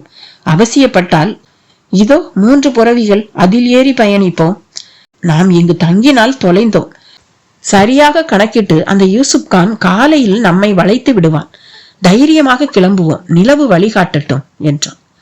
அவ்வாறே செயல்பட தொடங்கினார்கள். பரிச்சயம் மிகுந்த மலையில் ராஜேந்திரன் முன்னோக்கி நடக்க, பின்னே நடுநாயகமாக ஜம்னாலால், அதற்கு பின்னே பூனைக்கண்ணன், அவனுக்கும் பின்னே அந்த பளிங்கன். ஜம்னாலாலுக்கு இருவரின் துடிப்பும் மிகவும் பிடித்து போயிருந்தது. ராஜேந்திரன் வெள்ளையர் ஆதிக்கத்தையும் வெறியையும் விவரித்தபடி வந்தான். அவனுக்கு இருக்கும் தாய்நாட்டு பற்று ஜம்னாலாலை உணர்ச்சி வசப்பட வைத்தது. எங்கிருந்தோ வந்தவர்களுக்காக எவ்வளவெல்லாம் சிரமப்பட வேண்டியிருக்கிறது பார்த்தீர்களா என்று கேள்வி கேட்டு முடித்தான் ராஜேந்திரன். உலகம் தோன்றிய நாள் முதல் இப்படிப்பட்ட போராட்டங்கள் இல்லாத காலகட்டமே இல்லை நண்பா. இந்த போராட்டங்கள் ஒரு கோணத்தில் சுவையானவை. நமது உணர்வுகளுக்கு சோதனையே இந்த போராட்டங்கள் தான். ஒரு கோணத்தில் இவை இயற்கை நமக்கு வைக்கும் தேர்வுகள் என்று கூட சொல்லலாம். இதில் நாம் தேறினால்தான் இந்த மண்ணில் வாழ தகுதி படைத்தவர்கள் ஆவோம். எப்படி? பூஜ்ய ராஜ்யத்திலேயே நமது மண் புனித மண்ணப்பா. தட்ப வெப்பத்திலும் சில வளத்திலும் கனி வளத்திலும் ஒப்பார் இல்லாத பூமி இது. பாலையும் இங்கு உண்டு, பனியும் இங்கு உண்டு. மூலிகை எனும் தேவ பயிர் இங்கு மட்டும்தான் உண்டு. வெள்ளையன் இது தெரியாதவன் அல்ல. நம்மை விட நம் அருமை அவனுக்குத்தான் அதிகம் தெரிந்திருக்கிறது. ஜம்னாலாலின் சிந்தனை ததும்பும் பேச்சு பூனைக்கண்ணனை நெகிழ்த்தியது. எங்கள் புலித்தேவரும் இதையேதான் சொல்வார். மகத்தானவர்கள் நாமா பிறருக்கு அடிபணிவது என்றும் கேட்பார் என்றான். நடக்கும்போது அவர்களுக்குள் நாட்டின் நிமித்தம் பரஸ்பர கருத்துக்களின் பகிர்வுகள். தேவரின் நெடுநாளைய ஆசை நிறைவேறிவிட்டது.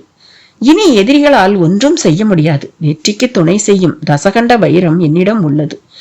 இதோ அதன் ஒரு துண்டு. கை விரலில் மின்னுவதை நில ஒளியில் நீட்டினார் ஜம்னாலால். கை விரல் மேல் ஒரு நீல சுடர் ஒளி போல ஜொலித்தது அந்த வைரம். ஒரு வைரத்துக்கு அத்தனை சக்தியா? ஒரு வைரத்தின் உருவாக்கத்தில் இயற்கையின் சூட்சமம் மிக அதிகம். உண்மையிலேயே 1000 காலத்து பயிர் இதுதான். இது வெளிப்படுத்தும் கதிர் அண்ட கோஷங்களை பிளக்கக்கூடியது. அதிலும் இதில் தீட்டப்படும் பட்டைகளுக்கு ஏற்ப அந்த கதிர்வீச்சின் அளவு கூடும் குறையும். நண்பனே, உன் உயிரை கூட சில கதிர்வீச்சுக்கள் தான் ஆளுகின்றன. உன் உடலில் இருந்து கூட ஏகமாக கதிர்கள் வெளிப்பட்டு கொண்டிருக்கின்றன. ஊன கண்ணுக்கு இது தெரியாது. வைர கதிரும் உன் உடல் கதிரும் நட்பு கொண்டால் உன் எண்ணத்தில் எழுச்சி ஏற்பட்டு மேன்மை ஏற்படும். பகை கொண்டால் நீ என்ன நினைத்தாலும் நல்லதையே உன்னால் நினைக்க முடியாது. அவர்கள் இருவரின் பேச்சையும் கூர்ந்து கவனித்தபடியே வந்தான் பூனைக்கண்ணன். நில ஒளியை நீவி வரும் மலைக்காற்று அவர்களுக்கு தனி சுகமாக இருந்தது. பாதையோ எல்லையின்றி நீண்டு கிடந்தது. ஓரிடத்தில் நாகங்கள் 2 புணரல். ஜம்னாலால் அதை ரசிக்காமல் அவர்களையும் ரசிக்க விடாமல் வழி நடத்தினார். ஏன் அதை நீங்கள் பார்க்கவில்லை என்று கேட்டான். உயிரின் நடனத்தை யாரும் பார்க்க கூடாது தம்பி.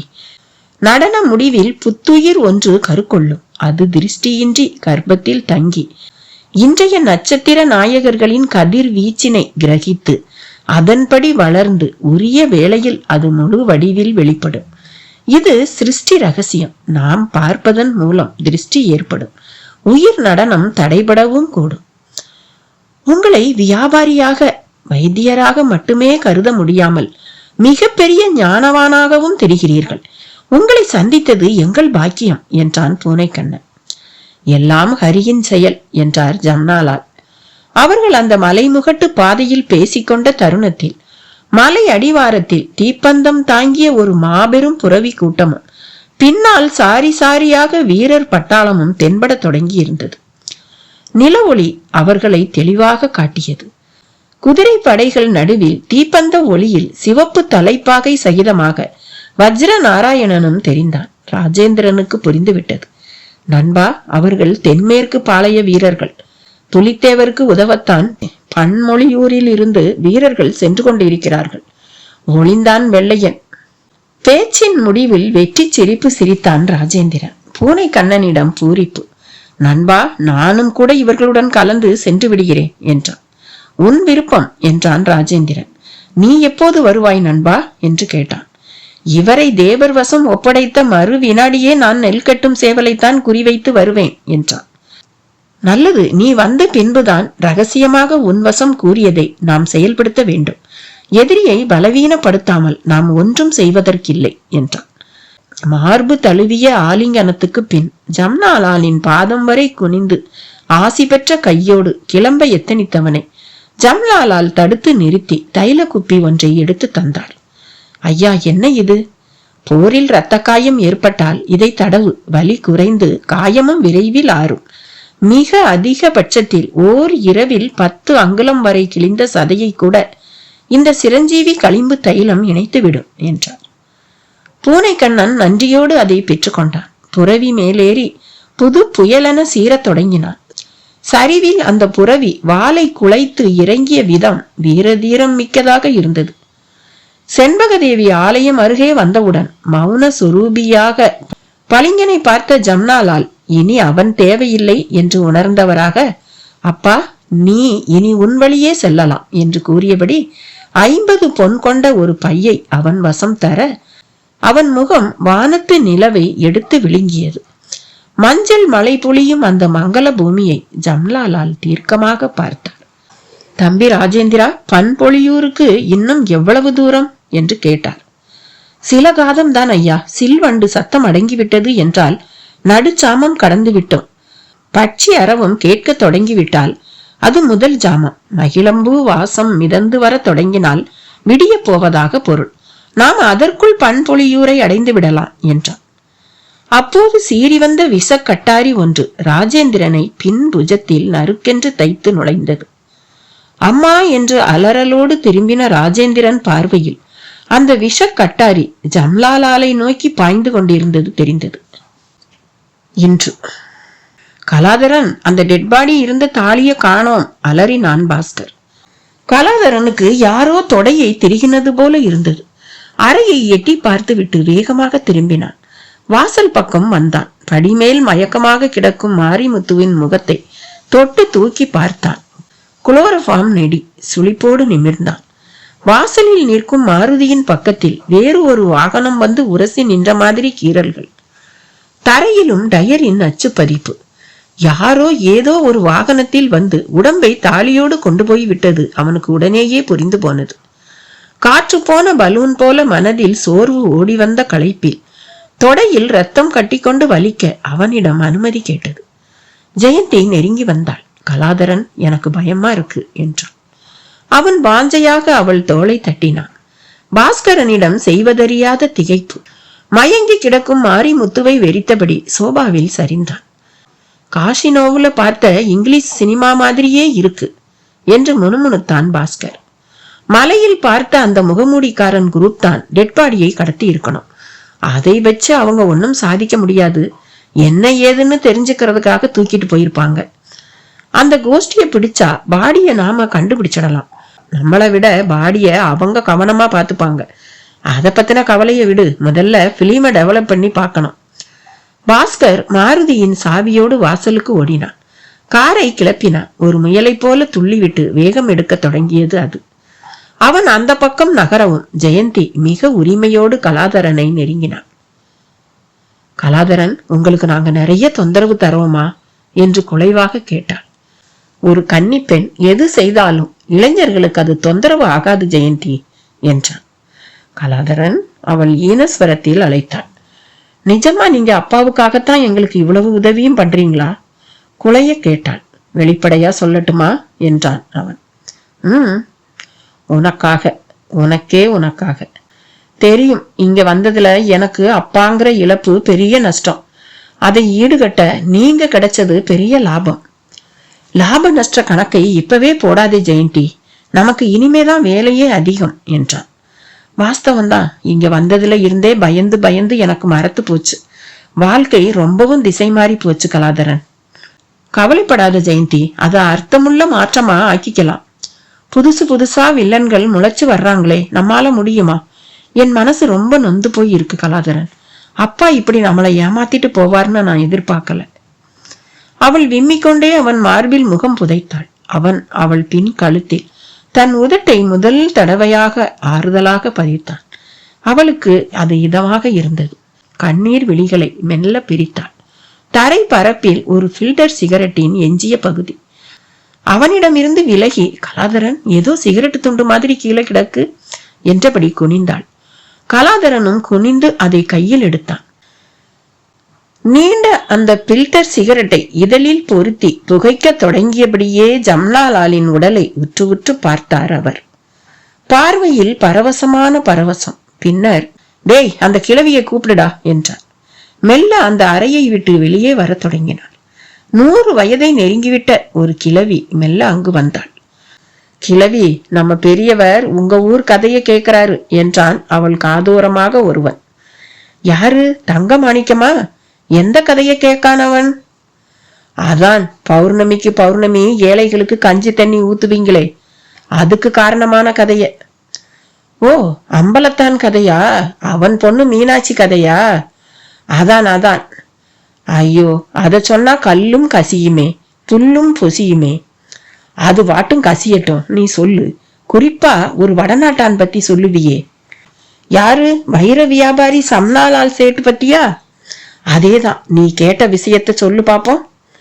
அந்த கிழவி பாட்டாலே கதை சொல்ல தொடங்கினாள். தக்காளி தளதளப்பு, தாளம்பூ மினுமினுப்பு, பப்பாளி பழம்போலே அந்த மவராசன். பச்சிலையே கண்டாக்கா விடமாட்டான், எச்சிலையும் அமிர்தமாக ஆக்கிடுவான். பை நிறைய வைரத்தோட கை நிறைய மருந்து குப்பி கொண்டு வந்தான். அம்பலத்தான் மனசுக்குள்ள அழியாம புகுந்து நின்னான். தக்காளி தளதளப்பு, தாளம்பூ மினுமினுப்பு. ஜம்னாலாலின் உடலை கற்பனை செய்து பார்த்தார் தங்கமாணிக்கம் என்னும் அந்த மனிதர். இவங்க கிட்டயே கேளுங்க மத்த கதைய, குறிப்பா இவன் எப்படி செத்தாங்கிற கதைய.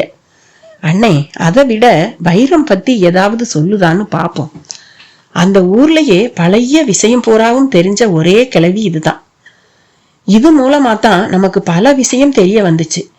நாம நழுவ விட்ட கேமராவில இது சொல்ல போற விஷயங்க கூட இருக்கலாம். இப்ப அந்த கேமரா எங்கடா? பிரிண்ட் போட அதோட சொந்தக்காரன் நம்ம செங்கோட்டைக்கு தான் வந்திருக்கான். ஸ்டூடியோக்காரனை மடக்கி 1க்கு 2 பிரிண்ட் போட்டு ஒரு காப்பியை வாங்கி வரத்தான் சம்பத்து போயிருக்கான். அவர் அதை கேட்டு பெரிதாக சிரித்தார். அப்படி அவர் சிரிக்கும் போது ஏறத்தாழ 4 பற்கள் தங்கத்தில் பளிரிட்டன. தங்க மாணிக்கம் என்கிற பெயருக்கு தோதாக உடம்பில் அணிய முடிந்த இடத்தில் எல்லாம் தங்கம். மிகவும் அதர்ப்பான தேகம், நல்ல வாளிப்பு, சலவை மடிப்பு களையாத பாலியஸ்டர் வேஷ்டி, மடித்து விட்ட சந்தனப்பட்டு சட்டை. ஆமா, இந்த தடவை கோட்டை விட்டுட மாட்டீங்களே, ஒழுங்கா பிரிண்டுங்க வந்துடுந்தானே? சற்று கடூரமான குரலில் கேட்கிறார். செங்கோட்டை ஸ்டூடியோ பூராவும் சம்பத்துக்கு பழக்கம் முதலாளி. அவன் எதுக்குள்ளார நுழைஞ்சாலும் டபுள் பிரிண்ட் தான். அந்த போட்டோவுல விஷயம் இருக்கிறது நிச்சயமாடா? நிச்சயம்னு தான் சம்பத் சொல்றான். ஆமா, அதை எடுத்த கிழவன் சேத்துல விழுந்து செத்துட்டான்னு சம்பத் சொன்னதா சொல்றீங்களே, அந்த கிழவனை ஏண்டா சாக விட்டீங்க? சாக உடல முதலாளி, விதி செத்துட்டான். அவனை ஃபாலோ பண்ணியே கூட அந்த வைரங்களை நாம சுலபமா தேடி இருக்கலாம். விதி யார விட்டுது? இங்கேயே இருக்கிற நமக்கு கூட பல விஷயம் தெரியல. எங்க இருந்தோ வந்தவனை பாத்தீங்களா, எவ்வளவு தூரத்துக்கு போயிட்டான்? இந்த கேள்விக்கு அவர்கள் யாராலும் பதில் சொல்ல முடியவில்லை. இந்த ஊர் தண்ணிய குடிச்சு, இந்த ஊர் காத்த உறிஞ்சு, இந்த மலையாள மலை போல வளர்ந்தவன் நான். ஆனா எனக்கே தெரியாம இந்த மலையில இப்படி ஒரு விஷயமா? சரி சரி, அந்த கிழவிய மேலும் கிண்டுங்க, அவ என்ன சொல்றான்னு பாப்போம். சம்பத் கொண்டு வரப்போகிற அந்த செய்தி தெரியாமல் உற்சாகமாக அவர்கள் கவனம் இப்போது கிழவி பக்கம் திரும்பியது. இந்த கதையோட தொடர்ச்சி அடுத்த பகுதியில.